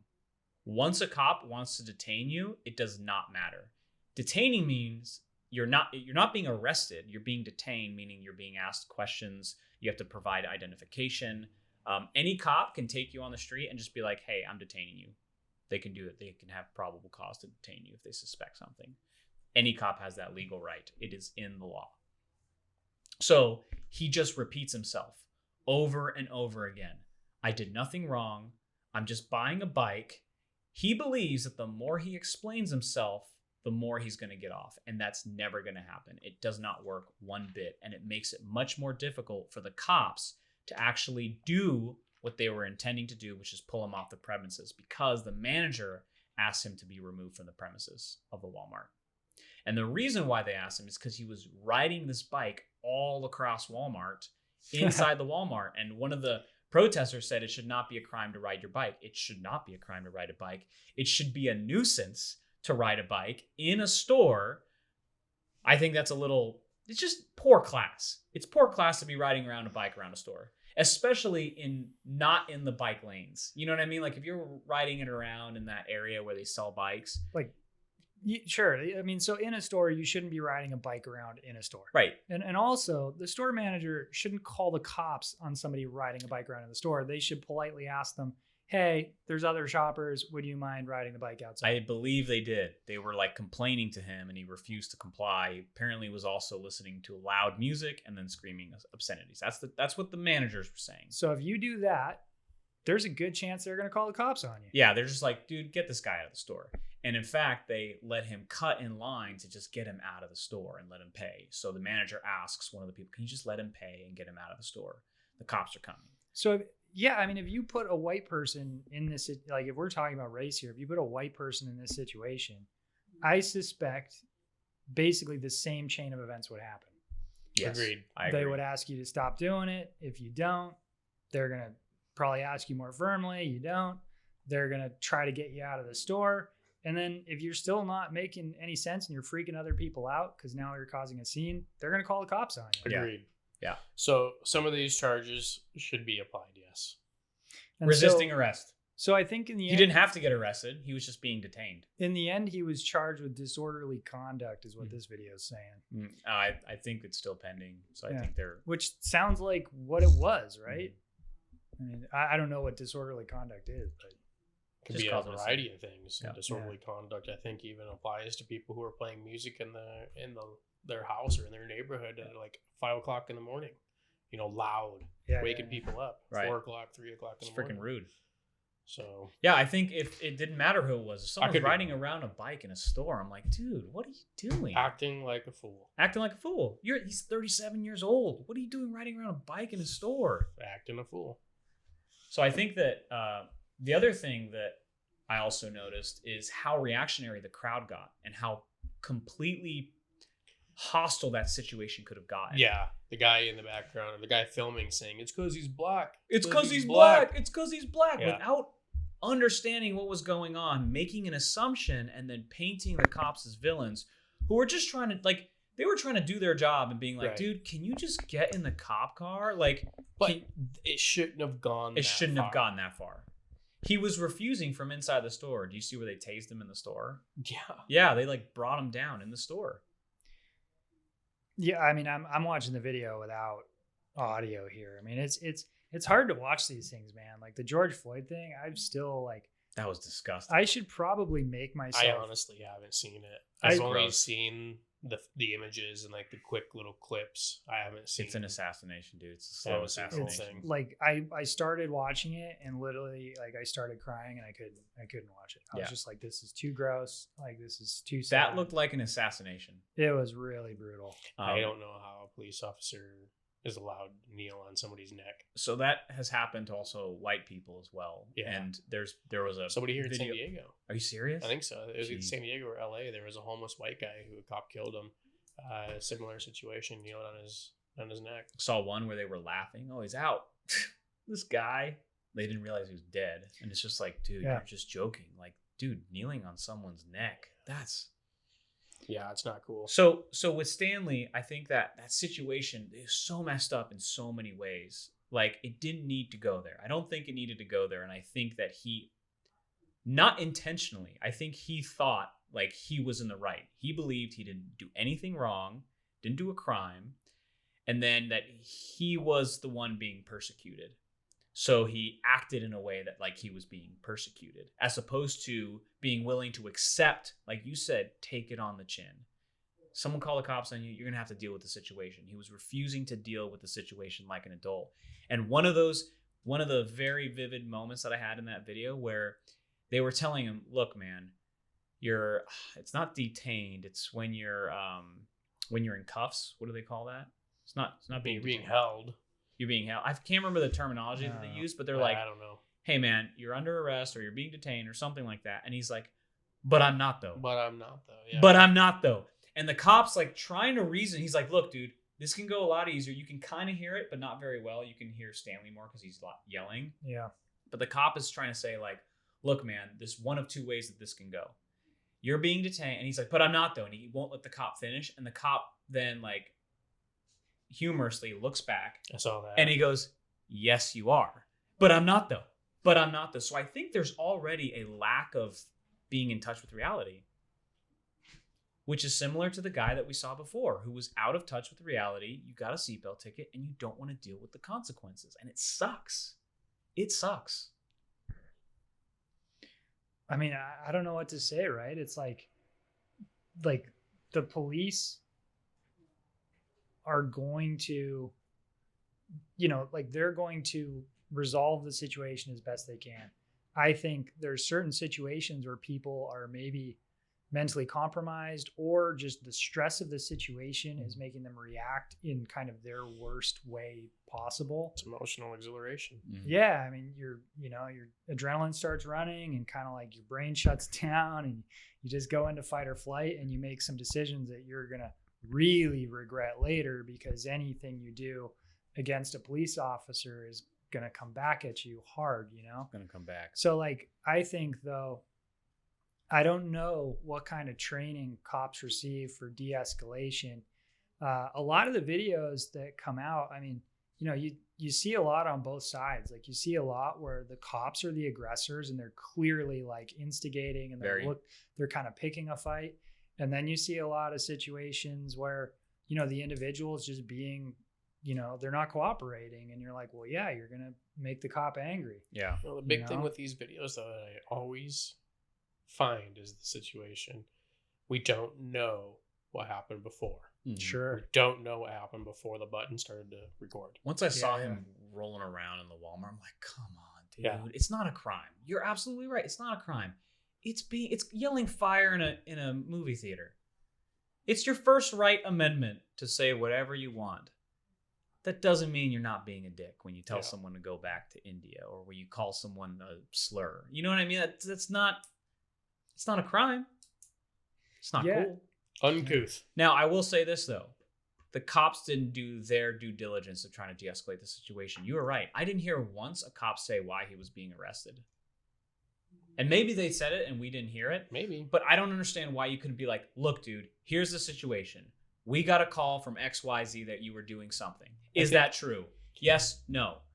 Right? And then just try to get the guy to work with what we can both accept as reality. One of the problems that I saw with the video too is the cops did nothing to de-escalate the mass people that were congregating around there. They were getting close. Yeah, they were far too close. I think as a police officer, you are trained to move the crowd away. Mm-hmm. Say there's an investigation. They were ignoring. You need you to respect this area. Get the fuck out of it. And I don't think they did a good job with that at all. I'm very concerned with like seeing videos like that of people not respecting what the police are doing in the moment and just start swarming police and get worse. That's gonna be bad. You're gonna have a community who's gonna turn, and then eventually Some cop's going to pull out a gun in self-defense for being afraid of their life because there's a mob and then do something rash. Yeah. That is terrifying. I'm honestly surprised we haven't seen that yet. Yeah, right. Yeah, I mean, that's going to just rile everybody up. I wonder what police departments are saying, police departments are saying to their staff to be able to help mitigate that. I bet they feel victimized. I bet they feel like they're the victims now. Yeah. One of the great things right now, though, that is like completely different from other times in history is we have cameras everywhere. Yeah. There's cameras in store. Like, I don't know if that's a great thing. I don't know if it's a great thing. I mean, I don't know either, but at least you can see what happens in these situations, right? Like somewhat. When you look at like this situation in the grocery store, they got like 5 angles on this thing. Yeah. And like I'm digging them up, like, you know, like here's it from one angle. There's him at the checkout counter. So you mentioned though that it should be the cops' responsibilities to de-escalate the situation. I say they have the higher responsibility. Okay, they have a higher responsibility to be able to do so, higher standard to be able to do so. Yeah, and I think in a lot of these videos though, they do a poor job of doing so. They do. The cop that pulled over the guy in Kansas, he did a great job. He did an above and beyond job. He was willing to basically let the guy off, you know, even after the dispute. After the guy is clearly disobeying. Did a great job. Did an excellent job. These guys in Pennsylvania or wherever, fucking shit job, dude. Yeah. Shit job. So I've been seeing these like videos on Instagram. So the one, I'll describe it to you guys, where cops tried to work with the person.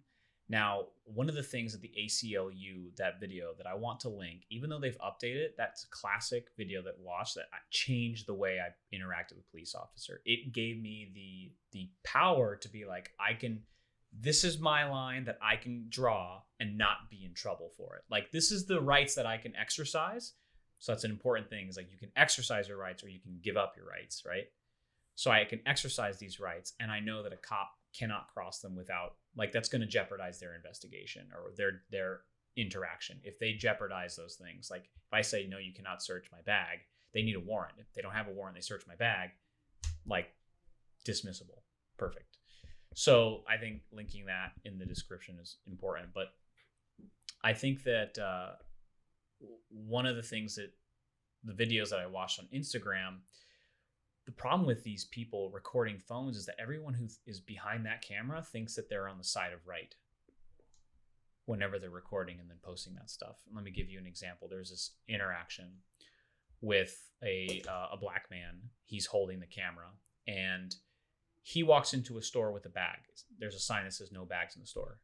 So the manager says, "Hey, sir, excuse me, you need to leave," when he was already deep in the store, because they didn't see him come in. And he's like, "I don't want to leave the store. I just want to buy juice. I'm already got my juice. Let me just buy my juice and let me leave." And he's like, "Sorry, sir, it's our store policy.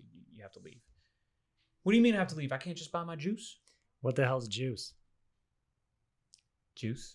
Come on. Oh, you guys haven't seen that. I think it's Chris Rock. What do you mean? He's talking about like growing up, like the purple drink. Yeah, they had purple drink. That's they a had, Chappelle thing, dude. Oh, is it Chappelle?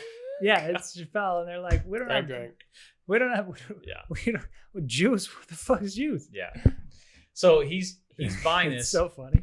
He's essentially like being like, "I'm not gonna leave the store. Just pay my juice." They're like, "You need to leave the store." The person's getting uncomfortable. The person's like, "Look, sir, if you don't leave the store, I'm gonna have to mace you. Like, please leave the store."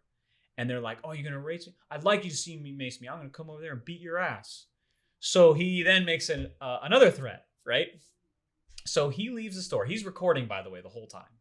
He leaves the store once the 2 police officers come, because they're like, "Hey, come on, they don't care what he has to say. They're just like, just come on, just come outside. Like, we're not dealing with this, right? Come outside." Okay. What's going on? So he says, he's being discriminated against. He got threatened. And then they go talk to he doesn't mention that he threatened the other person back. They go talk to the manager. The manager explains the story. He comes out and he's like, "Look, it sounds like they provided you a conditional threat. If you do this, then I will do that. So it's nothing wrong with doing that. They're the manager. They don't want you in there." And he just keeps, "If you take that baseball bat and hit me, I'm shooting you." Yeah, right. That's a fair threat, right? And he just keeps explaining himself. "Well, I just went in there to buy juice." Why can't look? I'm from Cali. I don't know what it's like out here. As soon as he said that, I'm like, dude, you're just making this worse for yourself. He's in Oklahoma. I mean, this is a horrible question, but can he read? Because like maybe he's not very articulate. Maybe he didn't see the sign, or maybe he can't read. I mean, but still, you should just leave if the manager asks you to leave. But I mean, I would be like, what? What the hell? But if you couldn't read the sign, or you didn't see the sign, then you could immediately jump to the assumption that this is race based. Right. Well, and that's where maybe he could come from. I think that's where he jumped to immediately. Because I think if I had been in that situation, like, sir, you can't have that bag. And so I'm like, oh, my bad. Do you mind if I just pay for something and leave? They're like, I miss no, signs all you have the to leave. time. I'll be like, all right, I'll go leave my bag outside. And I'll just do it. And I'm like, okay, you're kind of annoying, but that's it. Like, you're kind of annoying me, but that's bad. Yeah. Or if I was really pissed, I'd be like, I'll never shop here again. And then I'd leave and no one cares. No one cares. So essentially it goes on for a while. They're like, sir, can we have your identification, please? And he's like, no, I refuse to give me name or identification. First and foremost, if you're ever detained by the police, you have to provide a government issued ID. You have to. That is the law. And when you refuse that, that's when you're exercising rights that don't exist. So when you were saying, Hollis, hey, when you tell someone, hey, don't search my car, I mean, that's your right to say you can't search me without a warrant. If you say, I don't want to give you my ID and I'm in the vehicle, that's a problem. If I'm in a store, though, what if I don't have ID? If you don't have ID, then you have to just confess that. Oh, I don't have ID. But you can give them your name. You got to give them your social, your name. You got to give them your name. Yeah. Probably your address. So he refuses to do this. The cops are just like, you can tell he's like, I don't want to waste anybody's time. Why don't you blah, blah, blah? And he just keeps talking. And you can tell the police are just like, God damn it. Like at one point, the police officers sit in silence for like 30 seconds. They're just looking at each other, just like. And the cop just goes, you know what?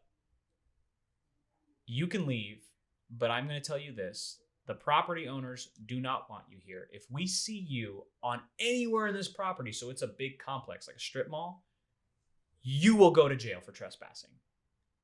And like, that's how they decided to resolve. I thought that was smart. They're just like, you know what? This isn't worth it. But if we see you again, we will have the right to arrest you. Mm-hmm. And that's a very like, bye, have a nice day. And I just think, God, man, the power that they were willing to just exercise to just not take it further, I think it shows great restraint. The guy was being an ass. He didn't have, like, he was escalating it, but it didn't need to go any further than that. And I'm glad the cops recognized that and didn't escalate. Yeah, I really think, like, if there was really extensive de-escalation training given to cops, it's tough. I think you would see a lot less injuries for cops. I think you'd see a lot less injuries for people who are being suspected of crimes or doing crimes. Yeah. I think you'd see a lot less shootings. Like, I think what that you type would of training get could is a help situation that resembles a lot like how police deal with homelessness and OB. Because I think there's a lot of that type of dialogue that goes on between the homeless and the police officers. Mm-hmm. And police officers just don't want to deal with it. They tell the homeless person to just keep on moving along. And then lo and behold, a week later, we see that homeless person again. Yeah. And I'm not saying that homelessness is a crime, but some of those homeless people are criminals, of course, as we discussed before in a previous episode. Mm-hmm. I think that's the type of culture, that's the type of society that we would end up living in. Yeah, but that de-escalation piece, right? Like if you're looking at like the protest scenario, like the protesters are maximum escalation in some situations. Many, especially recently. Like there were a lot. Well, it's just like protesting outside of that Walmart where Stanley got arrested. Biking should not be a crime. Think how many steps removed from just understanding the scenario they're at.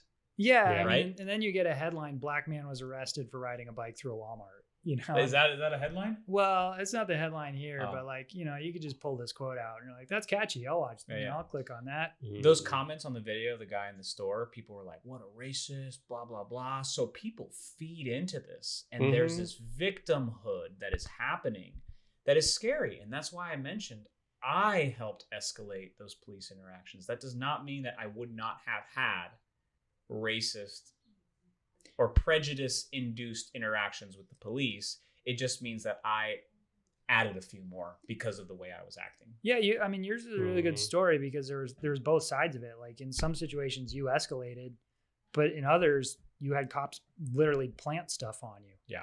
And I mean, I've had that happen in Mexico, like we're in Mexico. Yeah, they're looking for a bribe and you don't know their rights. I wanted to bring that up about Colombia as well, but it's not apples to apples. No. Yeah. So it's, so like it's not outside their control. And so like for me, a big piece of this conversation with like kind of the racial discrimination we're seeing from police forces is around the data. And, like in your example that you gave, like they planted like materials that simply weren't there.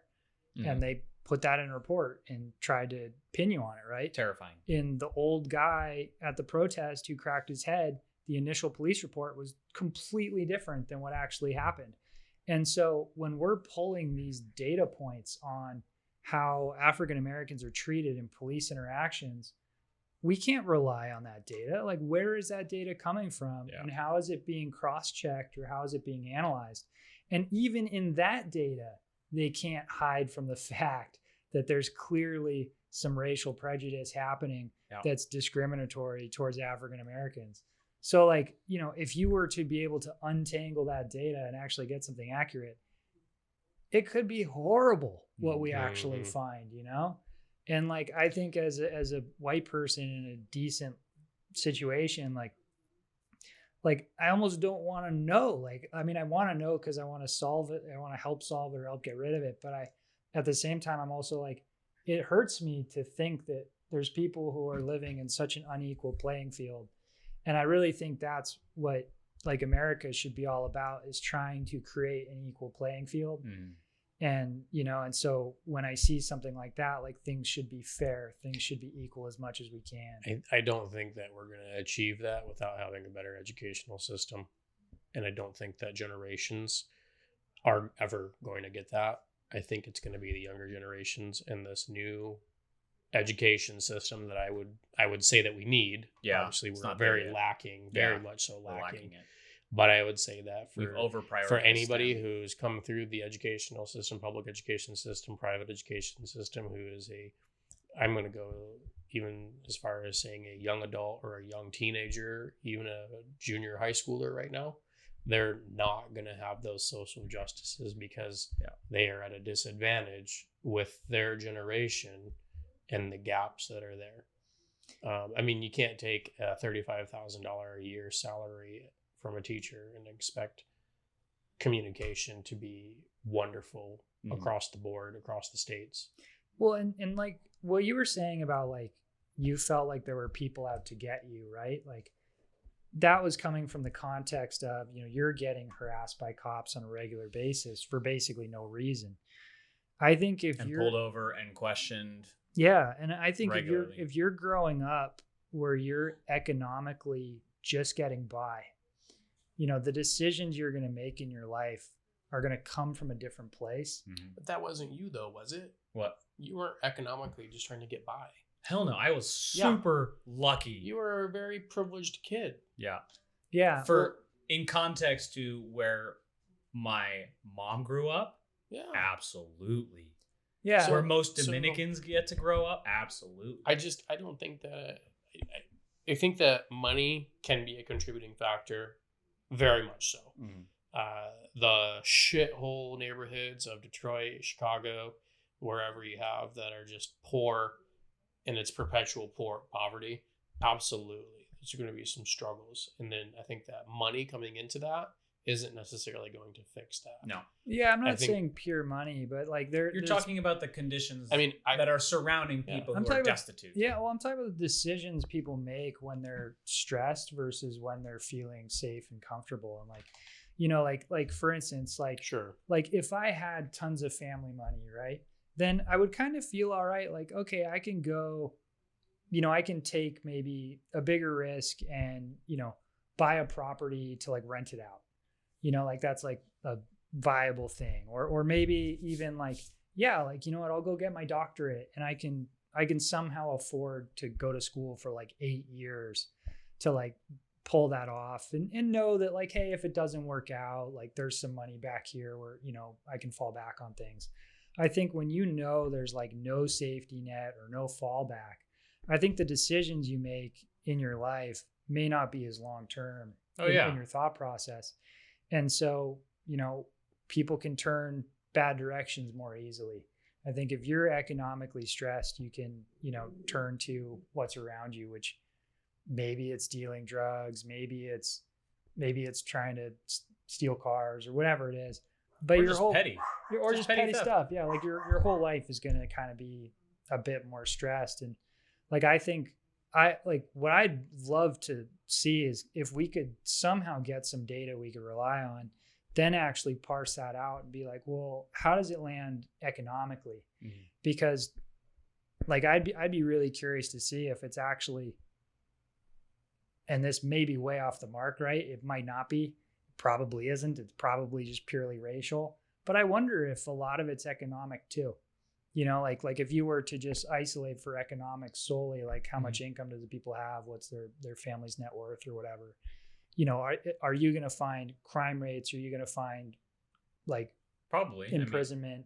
If you look at the Appalachia kind of area that's known for pretty destitute, mainly white, poor. Because I don't know. A lot of crimes that are associated with meth. Yeah, I know there's a lot of substance abuse. Because I really like domestic violence. Yeah, like I don't doubt for a second that racial is real. It's deep. And it's hard, like if you're trying to get a bank loan or something, like I don't doubt for a second that stuff has existed for a long time.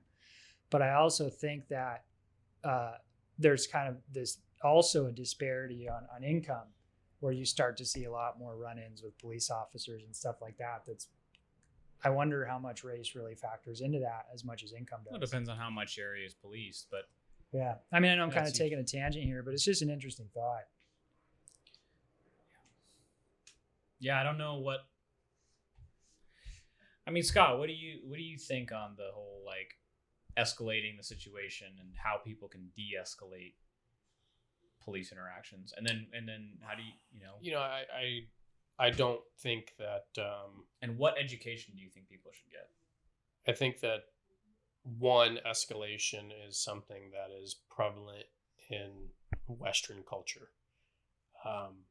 I think that it's just, we always have that, we're the best, fight for your rights.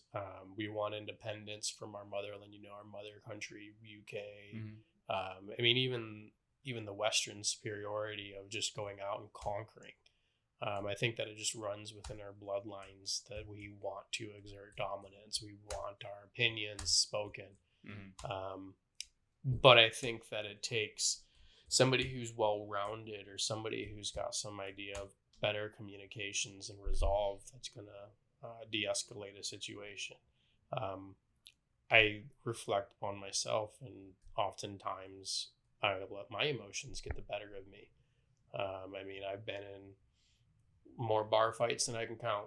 I've got chipped teeth because I've taken some beatings, and I've got scars on my knuckles because I've given some. Not proud of them, but that's just what my reality was.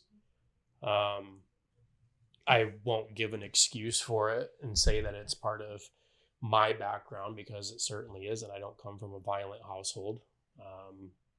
Very loving, very loving parents, very loving family, but that's just just willing to tussle. I mean, small kid, want to prove myself to be a tough kid. Mm-hmm. Grew up taking some lickings, wanted to stop taking the lickings, and wanted to stick up for myself and not get beat up. So I learned how to fight and learned how to throw down, right? Looking at situations like with police officers, I've been in handcuffs. I've been in jail. I've gone to jail 4 times. All on my own, all on. You did it yourself. I did it myself, 100%. These are all things that I was guilty of. Various outcomes happened with each one, but inevitably I put myself in the situation to get locked up, and I was locked up. Now, I didn't escalate it by pushing back on the police and trying to pick a fight with the police. That certainly didn't happen because I knew what the risks would be. I didn't want to get maced. I didn't want to get hit with a club. I didn't want to get tased. And I also didn't want to get shot. Yeah. And I knew that it was already going to go down. So why put up the fight and make more charges come out of thin air against me. So then how do you go about de-escalating a situation? Like, what do you look to do or say? Some battles are worth fighting. Some battles are not worth fighting. I think that if you have an infringement on your beliefs, your core values, your personal liberties, and these are correct to stand up for, and it's understanding that these are actual rights and these are liberties that you are granted, right? These are permissions that you have. These are inalienable rights. Now, giving up your license, you have to. You can't stand up for not doing that. I understand. Exercise your right by saying I refuse to do something that's in the law. Correct.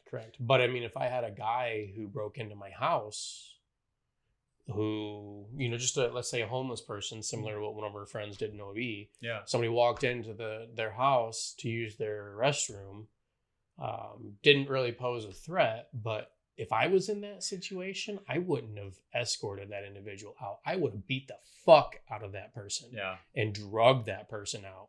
And I would have detained that person one way or another until cops got there, and I would have pressed charges to the full extent. I believe that.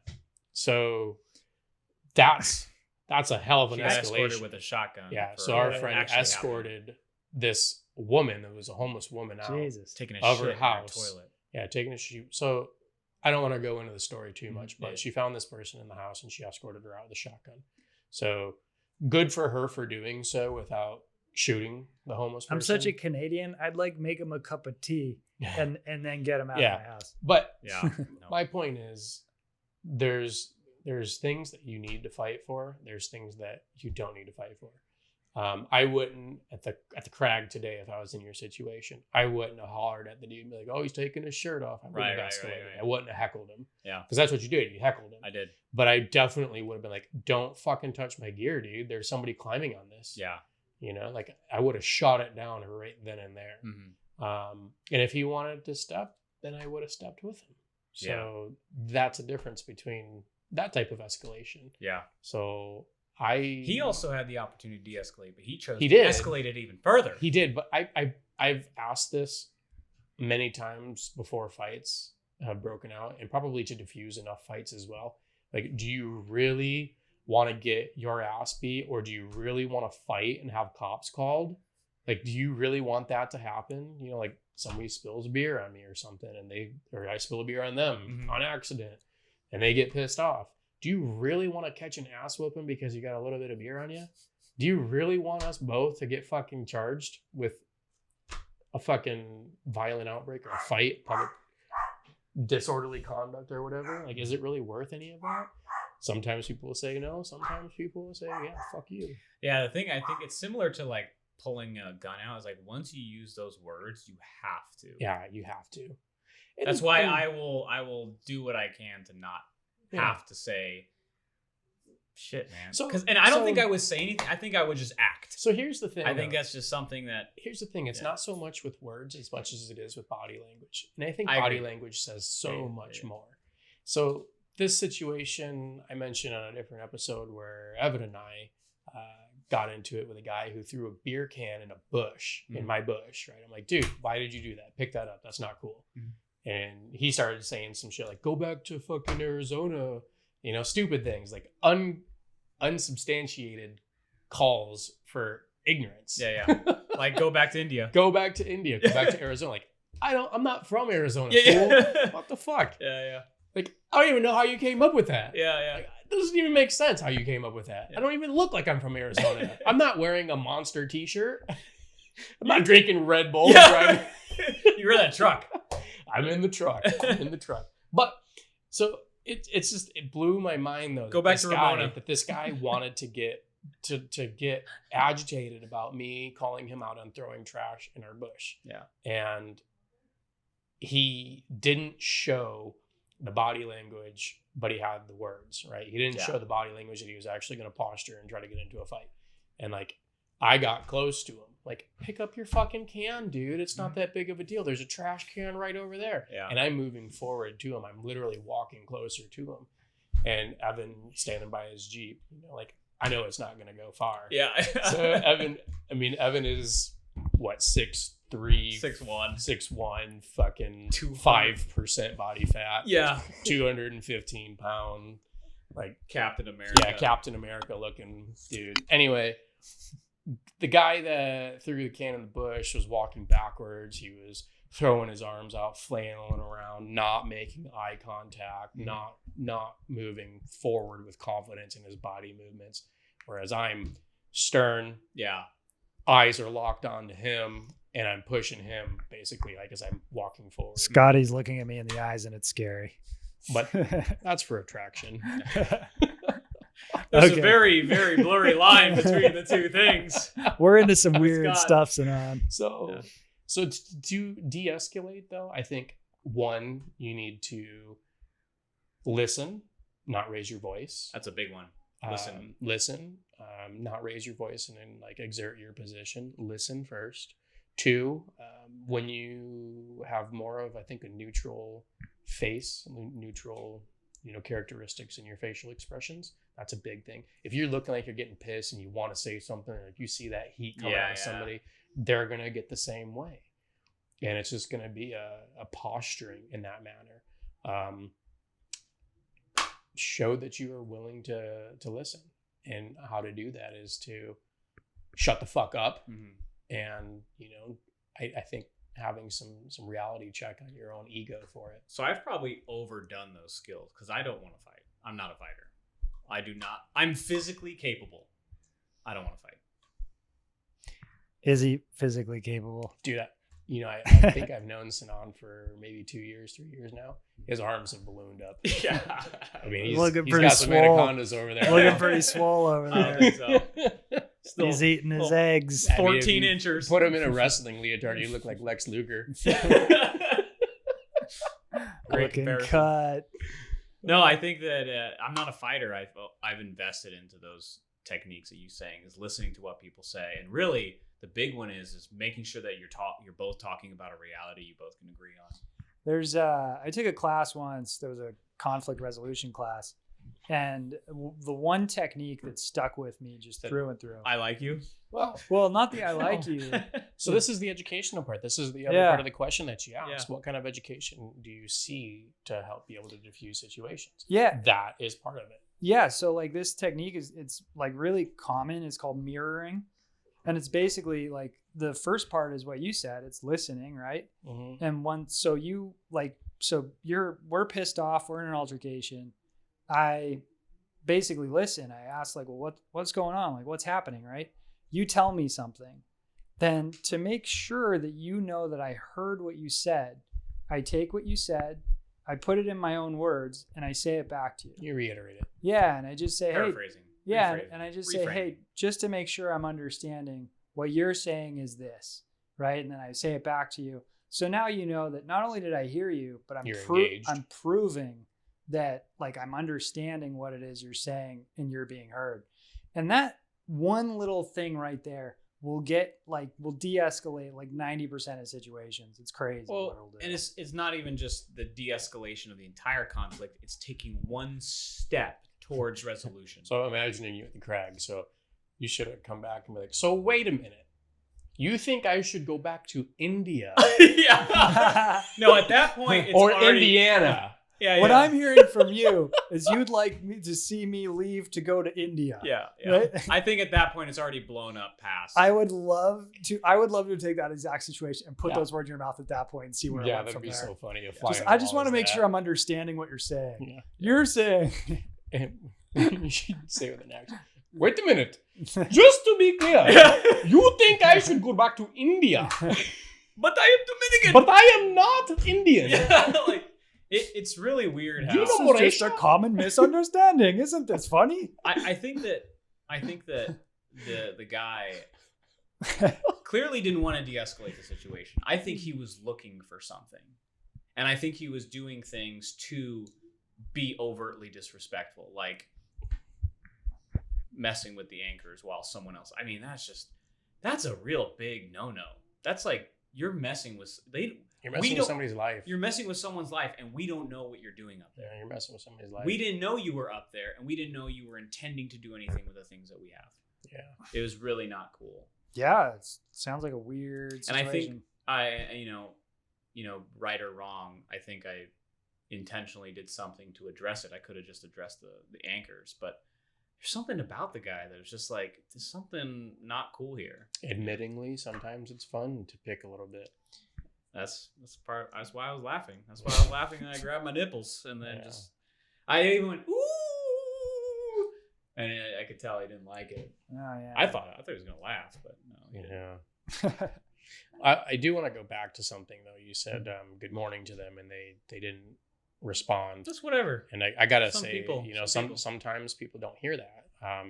We were camping, and Vicky tried to engage conversation with you and Holly, but she was at a distance, and I don't think that you guys heard her because it's just not in your nature to ignore friends. But she felt like it was a bit of an ignoring situation. I'm like, no, you were standing like 50 fucking yards away and you weren't speaking loudly enough. If anything, Holly over accommodates. So people. like don't think about it that way. But my point is sometimes you think that you're saying something loud enough for the other party to hear, and it might not be. So, which is why I always double check. And it could rub off the wrong way too. Like I've said hello, good morning to somebody and they didn't hear me. And then I've been like, well, thanks. I've had a good morning too, you know, like something like that. And then the stories we tell ourselves, right? So they don't answer. And then, you know, maybe you go to, it's because I'm darker skinned. Yeah. No. And so now you're going down that loop, right? And it's like, I'm not saying you, but I'm saying that's how those situations can just be completely misinterpreted. So with a lot of the people that jump to race and jump to a victimhood, it's I don't know how to fix that. I don't know how to get over that hurdle, because more often than not, in my experience seeing that, it's not because of race. It's because of there's a backstory we just don't know. So I just... Well, then let's explore the two sides of that, because on the one hand, I think that people who jump to race, whether they are the person who is calling someone else out for their race, or the person who's saying you're discriminating against me. Let's take a look at the guy who was recording the video in Pennsylvania. It's because he's black when they're arresting Stanley. Yeah. He jumped to that conclusion. Jumps to the conclusion and says that, escalating the situation more, gathering more people to support that particular mentality. Why is that such a trigger for everybody? I don't know. The guy was acting an idiot in the mall or in Walmart, right? We now know that. Now that we know that, do we think it's because of race? I don't. I don't think so. I think if you had a white person acting in that same way, I think the outcome would be the same. Same. Yeah. At least I would hope so. I would hope so too. Mm-hmm. But again, I just don't know why people jump to that conclusion and why they rally behind it so much. But it's also the other direction too, where you have someone who's insecure and who is willing to call someone a racial slur. That's also a reaction too. It's literally trying to victimize. So on the one hand, one person is victimizing themselves, and on the other hand, it's someone trying to victimize another. And it's both are powerless, if that makes sense. Both are coming from powerless situations, because if you try to victimize someone else with like words, there's no depth to it, right? You're just paying lip service. So in this case, there was this video of this black woman who was walking through a bunch of like white protesters, which is like, you know, something's good. Like, you are risking a lot of stuff walking through like white like they were Confederate flags, pretty racial. And then she's walking by and this woman just looks at her and just grits her teeth and just repeats the N-word over and over and over again in her face. Oh my God, man. That person is weak.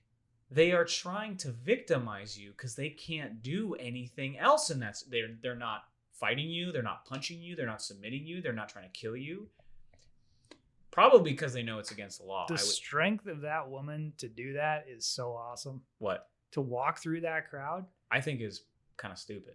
Yeah, I think it's kind of reckless. I think it's reckless. I think if she's being I think it's dangerous for sure. It's but I think, brave, but I don't think bravery is always a good thing. Well, no, but there's a fine line between bravery and stupidity. If she's not being violent and she's just cruising through, like, dude, kudos to her, man. That's her being like, I'm black, I'm here, I'm not, like, there's nothing wrong with me.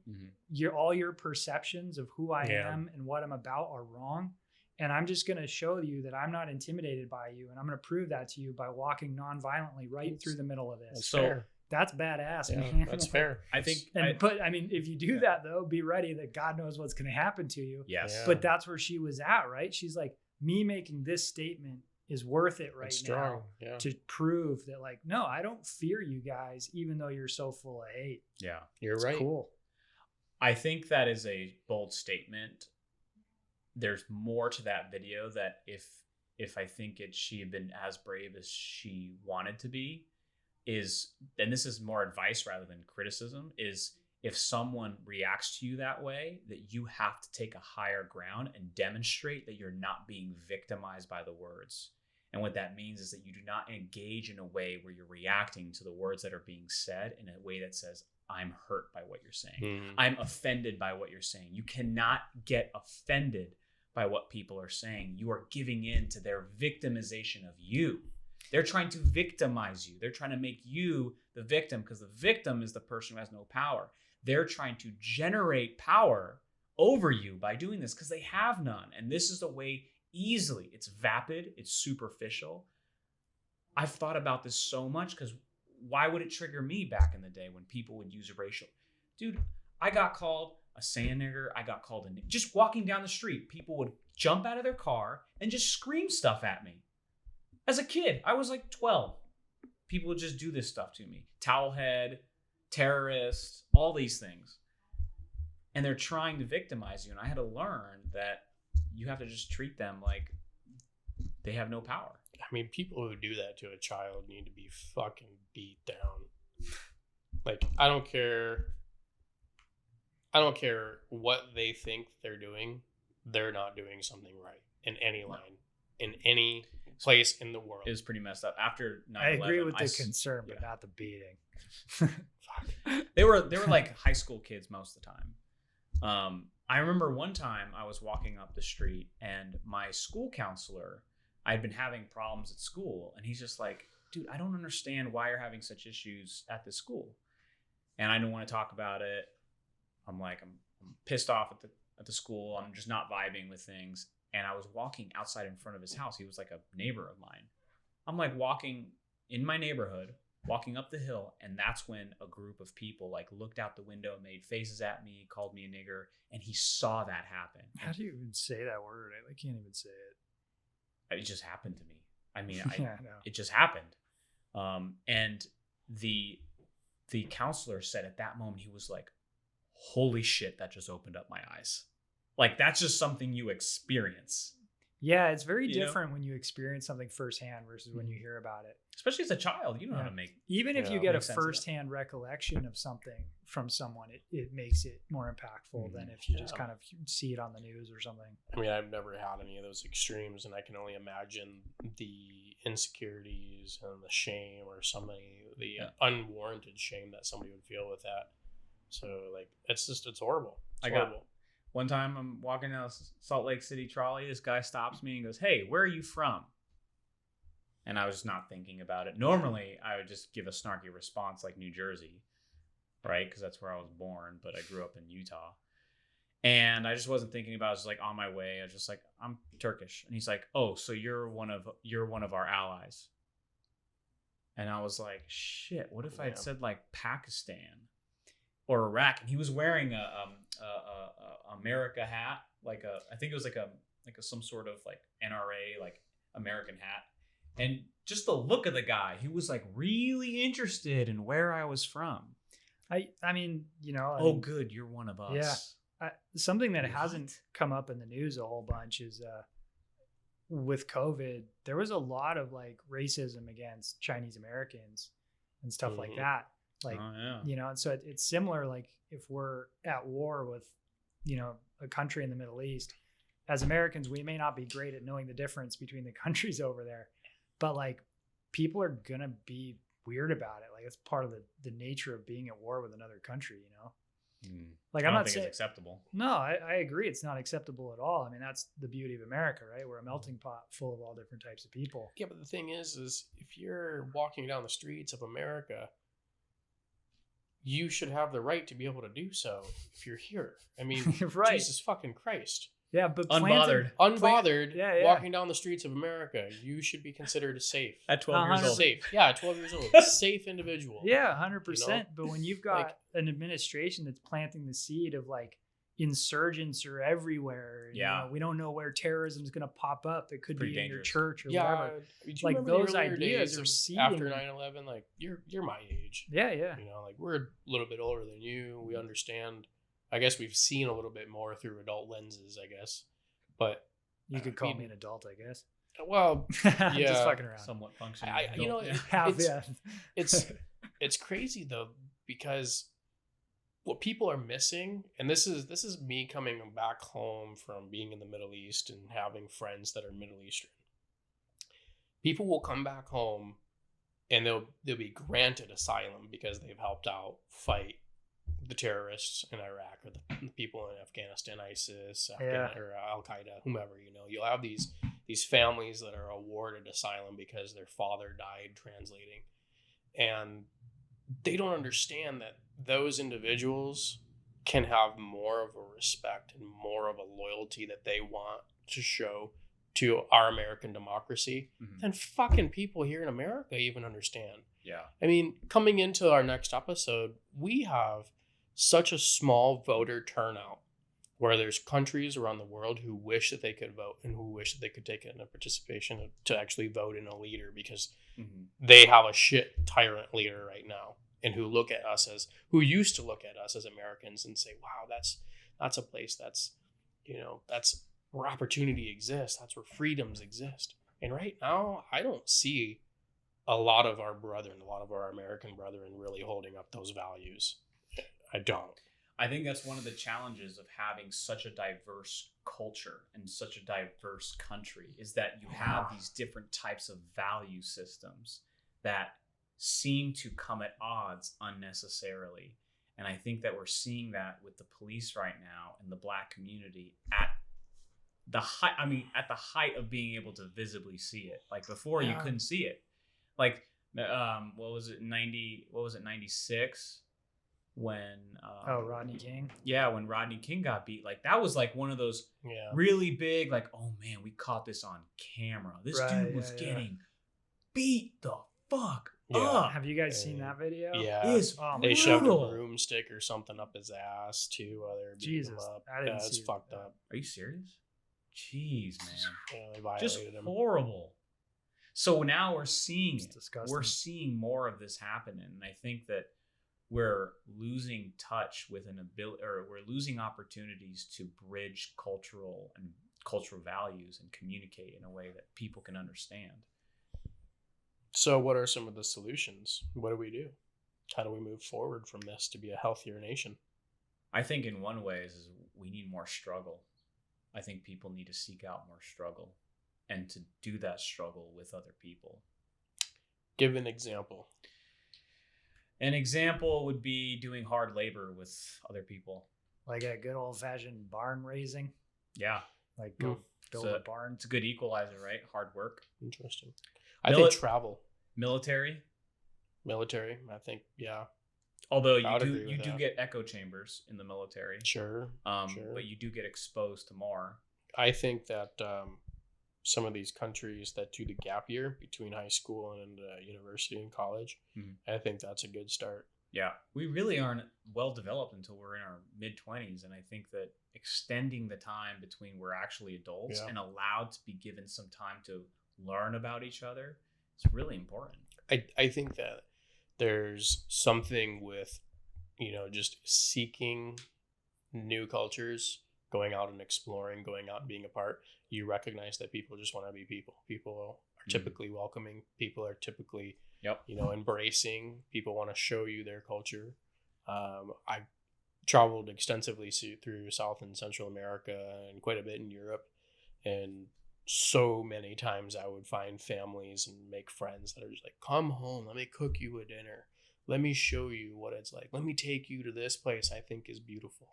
What if you had somebody who, I don't know, let's just say it was from Haiti, came over here and like, Hollis, you have this person who's from Haiti. Why don't you show this person a good time? Show them San Diego. Hell yeah, that's awesome because they're gonna be like, dude, this place is sick. Yeah, like hell yeah, it's my home. I've never gone out to the fucking lookouts over near La Jolla or something like that. Like, let me show you those things, or Sanan. About all the millionaires, Like, what if you had somebody who was like, man, I've never gone climbing. Take me out climbing. Let me show you what to do. Like, you'd be like, cool, let's suit up. This is what we're gonna grab. Here's some gear for you. Let's show you how it's done. But that's how I think that travel and experiencing these different cultures you're gonna run into. And I think that that's so important for us leaving high school should go into and experience, because a lot of people from Australia do, a lot of people from Europe do, Israel does. I mean, some of these countries that have probably the least amount of racial crimes, like race on race crimes. These are the cultures that are going out there and seeing the world. So what you're saying is, I like the way that you articulate it. It's like, for as culturally diverse as we are, we're not very culturally aware. We're not. We're just culturally diverse because we're in this melting pot, but we're actually not becoming aware of those cultural differences and appreciating those cultures. People who stay put in their small town, never leave. That's all they know. Mm-hmm. So it's very closed-minded. There's nothing wrong with those people. I don't think that there is.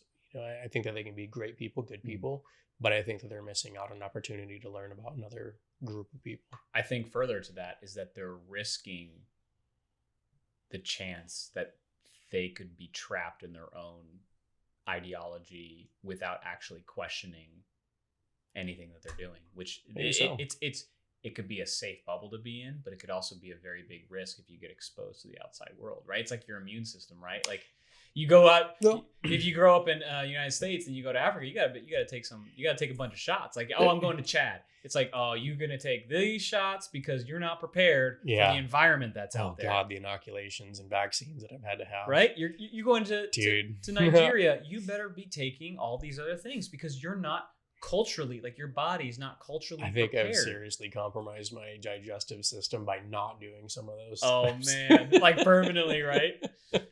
But it's the same thing, right? It's your immune system not being, and I'm using immune system as a metaphor. It's a metaphor. Yeah, but it's not prepared to deal with some of the realities that you're going to face. But some of the realities that you're going to face, they are scary, they are dangerous, but some of them are beautiful and just compassionate and understanding and welcoming. So welcoming. I have friends in Bogota who I can go to Colombia. They'll give me the keys to their apartment or their house or their car. And it's just, hey, I got to go to work. Mi casa, su casa. I know this nasty fuck. He ain't sleeping in my bed. Yeah. You can air mattress. It's so true though, right? Like, people are generally like super welcoming, right? Like, I broke down outside of Ensenada, and still anytime I can go to this dude's house, because I don't have his phone number, and I just show up, and like, he'll cook me up some like mean fish stew and shit, and I'll hang out with him and his wife. Nice. Like, and they're great friends, and it's like we kind of forget that, like, people are just people. People just want to be people. People just want to be left alone. There is a different 99% of them. Yeah, there is a different breed though, and I think. And I don't mean to say breed. Careful with where you're going. Right. Man. What the hell are you about to say? I'm not trying to say like you're born with this innate difference. What I'm saying is it breeds itself inside of you. And I think one of those things is holding resentment, is holding ill will. And it breeds inside of you and it continues to fester. And before you know it, you're further down the line of this certain type of thinking. And you become toxic to the general population. And I think that happens a lot. Yeah. There's a guy who I used to work with. Like you were bred this way. I mean, like you're breeding these things inside of you. There's a guy who I used to work with who I'm connected with on social media, and he said something pretty fucking ignorant. He said something along the lines of like, those college-educated liberals, they go to college and their mind changes. Like, he's referring to people that he grew up with who went to college and their mind changes. It's called learning. Yeah, it's called learning and expanding your mind.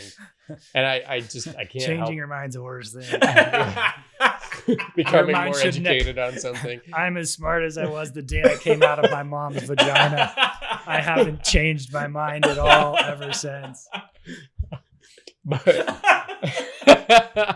And I'm better than you for it. yeah, you're sticking to your beliefs. I respect that. I'm not flip flamming. But I I'm not would flop flipping. Yeah. I think it would be a pretty neat little science project, I guess you could call it, to take that person and send them out into the world and see places like, I don't know, fucking Mongolia, Kenya, bring them back through South America, give them a little world trip and have them, sit and deal with some situations that he's uncomfortable with some cultures that he's not familiar with at all, and then see what his outlook on life would be. There was an experiment like that. This was brilliant. Oh gosh, I want to remember what it's called. I think it was called Push to the Edge. Let's consult. It was by this guy named shoot, I know the name. I think it's Darren Brown. Look up Darren Brown. He's a magician. Yes, and dude, this one, I watched this and I was blown away. So he takes one guy and he finds someone who's susceptible to influence. So they do this fake like recruiting thing. They see who's got opinions about maybe some racial stuff that are pretty ignorant, but he's also socially influenceable. So like think about like somebody. Take this individual and getting him at a rally against colored people, and then finding out that the rally is against white people. Yes, that's kind of what they do to him. So, and this is the dangerous thing is like we feel like there's these like racists out there, but what it is, the majority of the time, is people who are socially influenced, who could have been socially influenced another way, and they just take the easy route and just say, you know what, I just hate Mexicans. And then they can't articulate their hatred more in depth. That's why when you see a real racist, they're like, no, I have articulated my beliefs quite thoroughly. That's a freaking racist. Someone who's really thought through. But the person who screams at you some racial slur that's just ignorant. It's just ignorance, right? And racist. And racist. Ignorant and racist. It's ignorant and racist, right? So are you talking about it's called Crowd Experiment? Is that what you're talking about? No, he does other ones. Okay. If you, I think it's like Edge or something like that. Yeah. So anyway, they take this one dude from, I think he's from Florida, and they expose some of his like bias towards illegal immigrants, or he thinks are illegal immigrants, and they're taking people's jobs and they're lazy and they don't work hard. And he's got all these like straight up stereotypes that have been fed to him by all this other stuff, right? So they do all these little tiny things to kind of push him over the edge. So they try to hypnotize him. They do a DNA test, and they show that he actually has 2% of his blood from Mexico, which was like a big shocker. They then put him in a room. This one was tough, man. They put him in a room with another brown man, and they just look at each other and straight in the eyes. That's the exercise. You're just supposed to look straight in the eyes. And he's looking at this dude, and the guy's just like, dude, this actor, like, that guy did an amazing job. He did the most kind, like, he's just looking at this guy with a big smile, like, not even a big smile, like just a friendly, just friendly, just like, just smiling at him. And he starts breaking down crying. And he's like, can I just hug you, man? And you're like, oh, snap. Like, he's already making a change, right?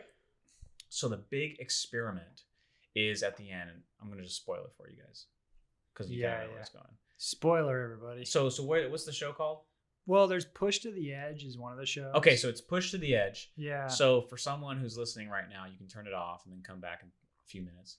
Yeah. But so what they do is they take him to this bar where there's actors who are playing as white supremacists who are supposed to now be like, hey, buddy, you're one of us now. So he can like feel like he's like, I'm part of the group. And he buys it immediately. They start talking racist stuff. He's like, yeah. But you can see the remorse in his face. A little bit, like, because he's already gone through. He's like, yeah. Fuck. Yeah. I doesn't want to say it all the way.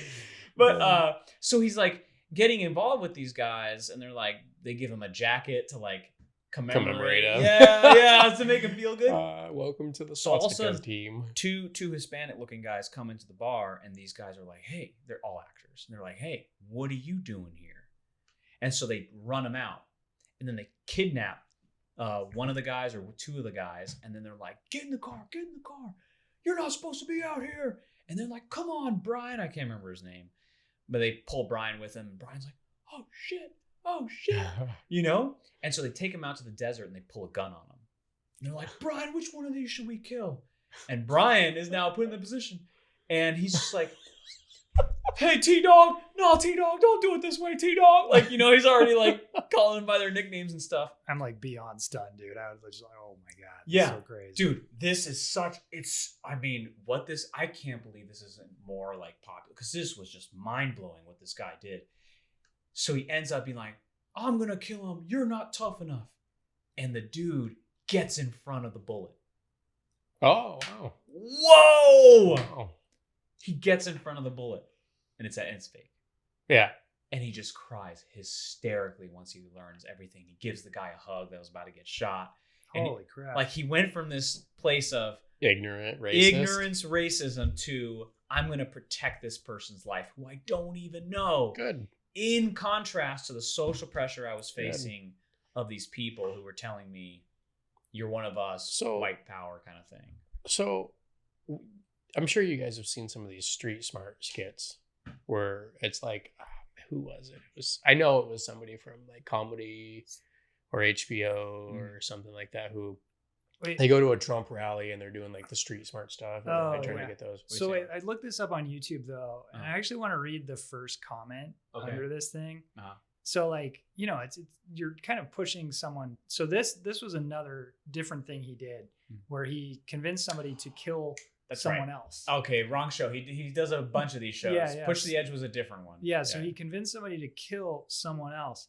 And the first comment on this is, can we be manipulated by social pressure to commit murder? Of course. It's called Every Single War Ever. Yeah. Really hits home. Yes.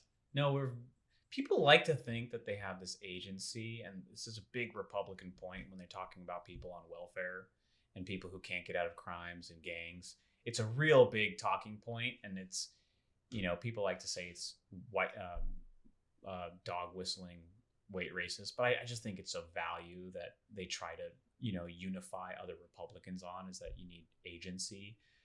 You have to make your own choices, but dude, there's a lot of social influence, and especially on the Republican and liberal side, there's a lot of people who just pay lip service to these bullshit values that they really haven't sorted out within themselves. We're social creatures, and like if our immediate like surroundings, the people in it are saying certain things, like we don't want to be the odd person out. Yeah. Not think critically and we'll do crazy crap to like prevent that. I mean, look at like cults and stuff. Like, but even just like little things like with masks and stuff, like it's where we go with the wind. Like we go where the others go. Uncritically. Last couple days I've been struggling with the whole mask thing, and today especially, actually. Why? Like, I don't know. I'm kind of back and forth on it. I just miss the days where I can walk down the street and people aren't afraid to walk past me and put on a mask because they see me coming down. Like, I'm a healthy individual. I actually just had my blood work done last week, and my blood work came back. I am middle road on all of my blood work, triglycerides and everything. But they don't capture how big your hockey puck is, though. That's right. Fucking tuna can. That's why people are scared, dude. They're like, that thing's gonna ram me. Girth. But I don't have a big dick, but it's thin. You can poke thin and long. Mine's not long. Mine's short and wide. Remember that show, Weird Science, with Bill Paxton? No. I don't know what you're talking about. But anyway, you're tired of it. It's just, I know that there's a risk, and I know that people have some predisposed conditions where it could play a risk for them if they're exposed. But when I see somebody who's healthy and they're walking down the street, I guess I am naive in saying that person is healthy. That person might not qualify. Be healthy. Just keep going. But it sucks to see that. Like, there was a girl who came jogging past me, and she was probably, 15 feet away from me, 10 feet away from me, and approaching closer. And as she got closer, she put her mask on. And I'm carrying my stuff back from the beach because we went paddleboarding, carried everything back. I can't do anything. I got everything on my arms, right? I guess I could stop and set everything down and get out of the way. But I'm on the sidewalk, whatever. It just sucks that this person thinks that I'm an unhealthy individual. So they got to put on a mask because they're going to run past me, or they got to go across the street and then come back over because they got to go past me. I get it if it's an older couple. I get it if it's an older individual and they have, those easy immune systems, easily affected immune systems. But my God, if you're out there exercising and doing things that are keeping you healthy and you're not high risk, and you see somebody else who's doing those same things and they're not high risk, how about instead of putting your mask on, maybe just say, hey, good morning or good afternoon or something like that, like it used to be. It's not like that right now. It's scary. Right People are afraid. I think the cultural effects of this are going to be very hard to undo. I think we've done some severe damage to our culture and have further isolated ourselves, because even if COVID is done, let's say vaccine comes out January, they have a plan to inoculate the entire thing all the way through February, whole population has access to it. Let's say 80% of people do it, 60% of people do it, 70% of people do it. People are still culturally going to be slow to come back to. It's going to take us a long time to come out of this. Like I just had like a groundbreaking moment where I was went out to my dad's place to drop off my dog for the day, and my dad basically I've seen him, but we haven't like hung out. We haven't had dinner. He's been like extremely cautious about COVID, and his wife as well. And for the first time, I showed up at the door and he was like, "You want to come in?" And I was like, "Really?" I was like, "Yeah, I do." Yeah. And it was great, And so like, I think a lot of people are really like taking it very seriously. And I think a lot of people. Well, and I think, and they should. Yeah, I think honestly, I think it's some people I think should. Yeah, I think it's the right thing to do right now, and it won't last forever. It will last a long time, but it's like trying to get the numbers down is like the point. Not to keep going. I agree, but it sucks. I don't like it. I will be more cautious with people who I am going to stereotype and say that are high risk. Sure, yeah. The elderly. We got to protect the elderly. I'm the same way. I'm very cautious with that. I feel bad. But like for, with you guys, like I'll spit in your face or whatever. I feel bad for the people who can't even see their grandchildren because the parents are like, "No, it's too risky," and it's like, dude, you got to create your own social bubble. If it's your grandparents that you're the only person seeing, dude, see your grandparents. Yeah. Let your grandparents see your kid, or you let your parents see your kids. It's like, dude, there's going to be missed time that people have been too scared to just have, and they've lost months of their lives just not being able to live anymore. Exactly. I mean, it's definitely like, it's unfortunate, and I really hope that I hope the numbers continue to go down. I hope the death rates continue to shrink, and like, because it seems like things are trending the right direction. I know we're switching gears to COVID a little bit here, but like one of the interesting things though is like, if you start looking at the national numbers, all of them are trending better now. Yeah. But they're all trending better. V-shaped curve, baby. They all started trending better at almost the exact time that they stopped reporting to the CDC first and started reporting directly to the White House. Whoa. It's almost, it's like basically the switch happened, and like a week later, everything started getting better. Gross. And it's like, really? Is it really getting better? Yeah. And maybe it is. I don't know. Because a lot of maybe it was never as bad as they said. A lot of people who watch it really closely say like, hey, there's enough checks and balances in this that like, people raise flags if like the things don't add up, Sure. I'm not so sure. I don't know. But I found that as an interesting coincidence. So back to the original topic. Yeah. One thing is that I believe that you should never give more information to a police officer and never consent to a search that you don't have to consent to. I'm happy to dive into this one. Yeah. I don't think never is appropriate, but I think that there's a lot of situations where that should be the case. Yeah, like without a warrant, there's no reason why a cop, without reasonable he has to get suspicion. He has to get reasonable suspicion, and then a judge has to sign off on that warrant in order for them to search. Yeah, but there's your car, your vehicle, there's your room, your house. There's going to be some, I'm going to say, outstanding circumstances that might just be easier to let the cops search you. Well, unless they actually see a crime committed. If they see a crime committed, then the warrant doesn't matter. Like if you are caught punching your wife in the car. What if you're speeding? No. So it has to be like like crime. I That's think- not a crime. That's just a violation. It's an infraction. It's an I think infraction. it has to be felonious. if you're fast enough, it is a crime. I think Felonious? that's a real word. I I could think be that's wrong. a name, felonious. dude. Like that's the name. No, of Thelonious Monk. But like I think it has to be a felony. Felonious. Look it up. Okay, Maybe it's a baloney word. Fel- I think you Balonious. just made that up. Felonious. Maybe. Well, Felonious assault comes well, right that's- up. Bam! dang. Bitch! Relating to or involved in a crime. Yeah, so I think that, and that's what the ACLU says. Do not talk to the police. And I think part of that is like explaining yourself. Do not explain yourself to the police. It does not matter. Yeah, so I have like a weird take on this, and you guys Okay. both already know it, but I'll jump in on my take. Okay. My take is that I'm glad those rights exist. I believe that you should have to have a warrant to search someone's car. Mhm. I believe that you should have to have a warrant to search someone's house. I believe that you should have to have probable cause to pull someone over. All of that. I believe strongly in our First Amendment rights. Mhm. I think our Second Amendment is whatever, a different topic. But so having said all that, What? having said all that, right? I Shoot still 'em. think if I get pulled over by a cop and they ask to search my car, I just open it up. I just go, yeah, no problem, because I have nothing to hide. I don't care. And I go, hey, if they suspect Mhm. something, here, I'll put your mind at ease. Go ahead, take a look. I think that's fine for you, but I think that's I- bad advice Well, for a lot of people. I really don't know. I mean, it really depends on the situation. Do I feel comfortable with a cop searching my car? Do I feel comfortable with how they're going to search my car? Also, why? Searching my car might entail that they're going to rip off my door panelings. That's not acceptable. Yeah. Well, so for me, it's happened a few times because I used to drive a 1994 Cadillac Seville STS, Yeah. black on black, total drug dealer car.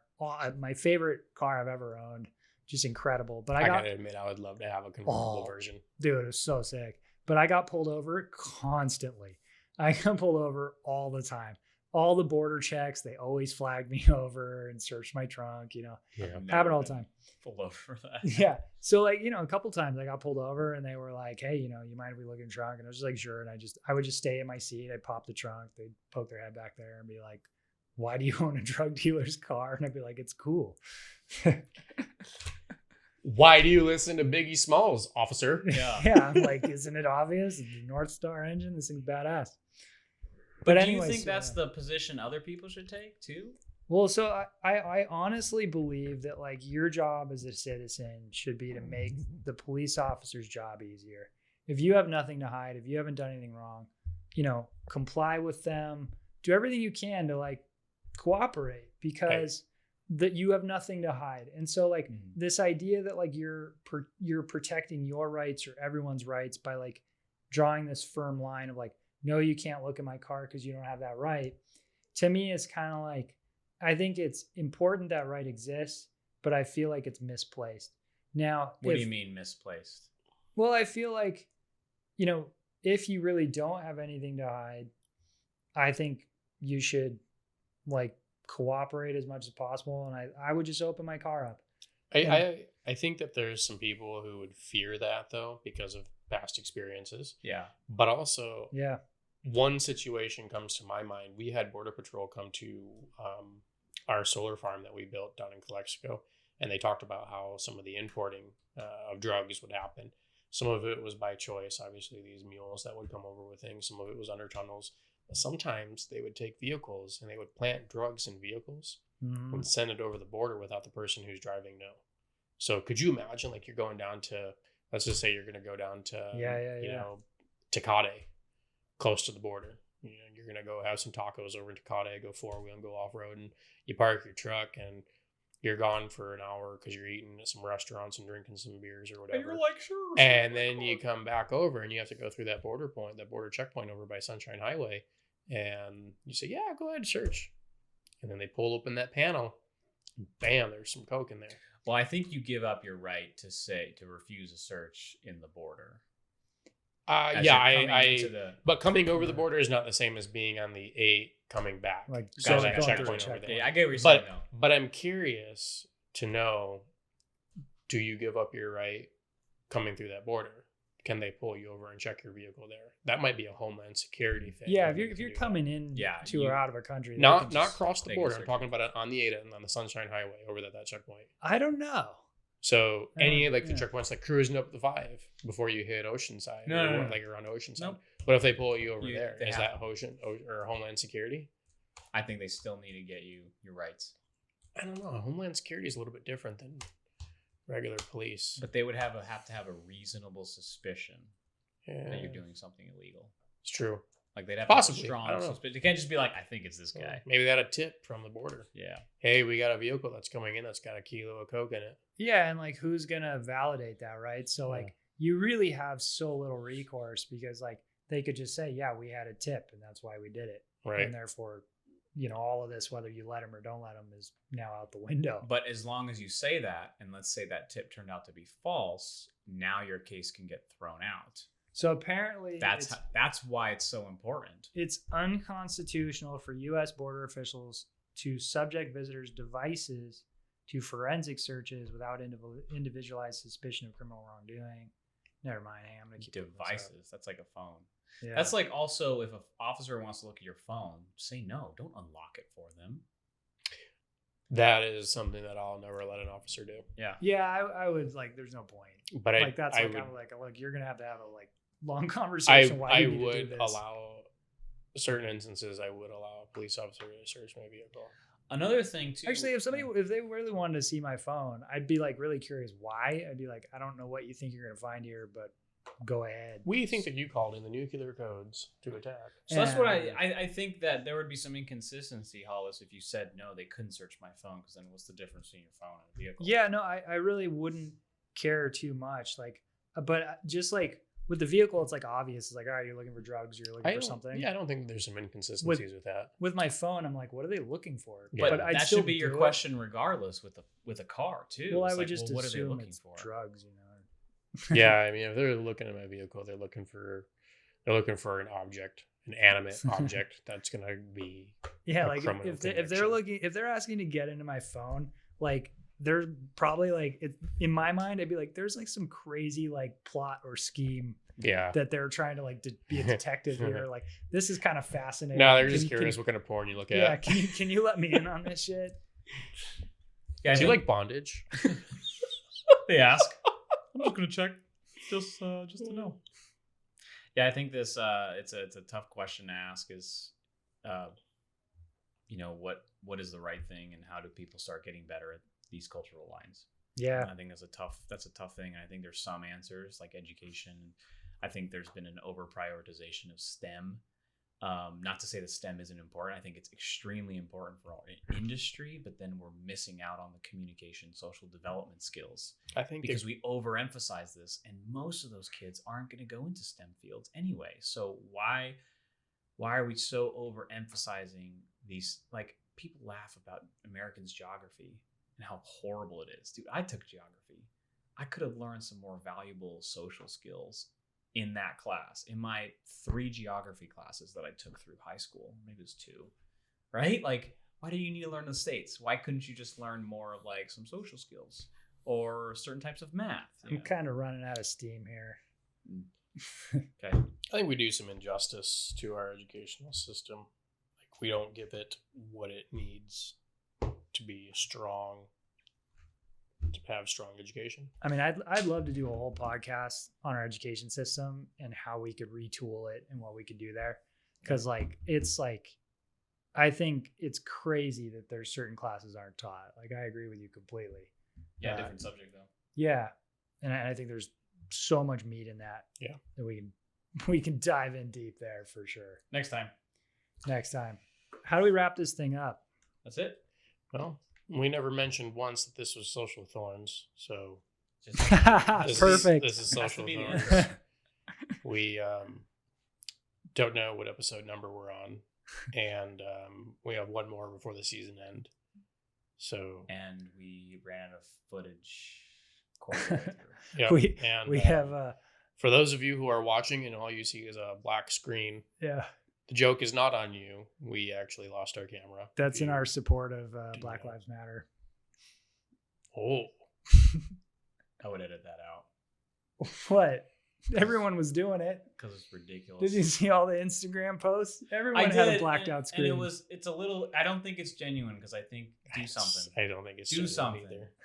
I made Do something I get and don't try to be altruistic and post into the internet about it. Don't say I'm doing something to the world when you could just go out and actually do something real. But what if all of those people were doing other things? You know that's fucking bullshit. Because then they would take a picture and be like, "Hey, I'm out here volunteering for the local charity. I followed up on this." It's a small token, but it is something. It is something. It goes out to their friends. At least you're signaling to other people that you don't harbor. You know, like if you have friends that are like hardcore Trumpers or whatever, and they're posting crazy shit all the time, like, you know. I mean, you're assuming a hardcore Trumper would not say Black Lives Matter. Well, so you're getting like their feed, right? And they're slightly influencing their community. So if you feel Black Lives Matter. I've heard a hardcore Trumper say Black Lives Matter. I don't know if I have. But then again, this is Social Thorns. I don't know. Where we have uncomfortable conversations about comfortable things. I think it's the other way around. Is it the other way around? I think it's the other way around. Uncomfortable we're supposed to be topics that we're comfortably talking about. We have uncomfortable topics that we, But sometimes we make people feel uncomfortable. Yeah. Yeah, like I'm feeling right now with this outro. It's a pretty solid outro, guys. I'm feeling really good about it. All right. I think this should be our promotional piece, just this like last wrap up here. If you want to listen to some disorganized bullshit, we're your podcast here.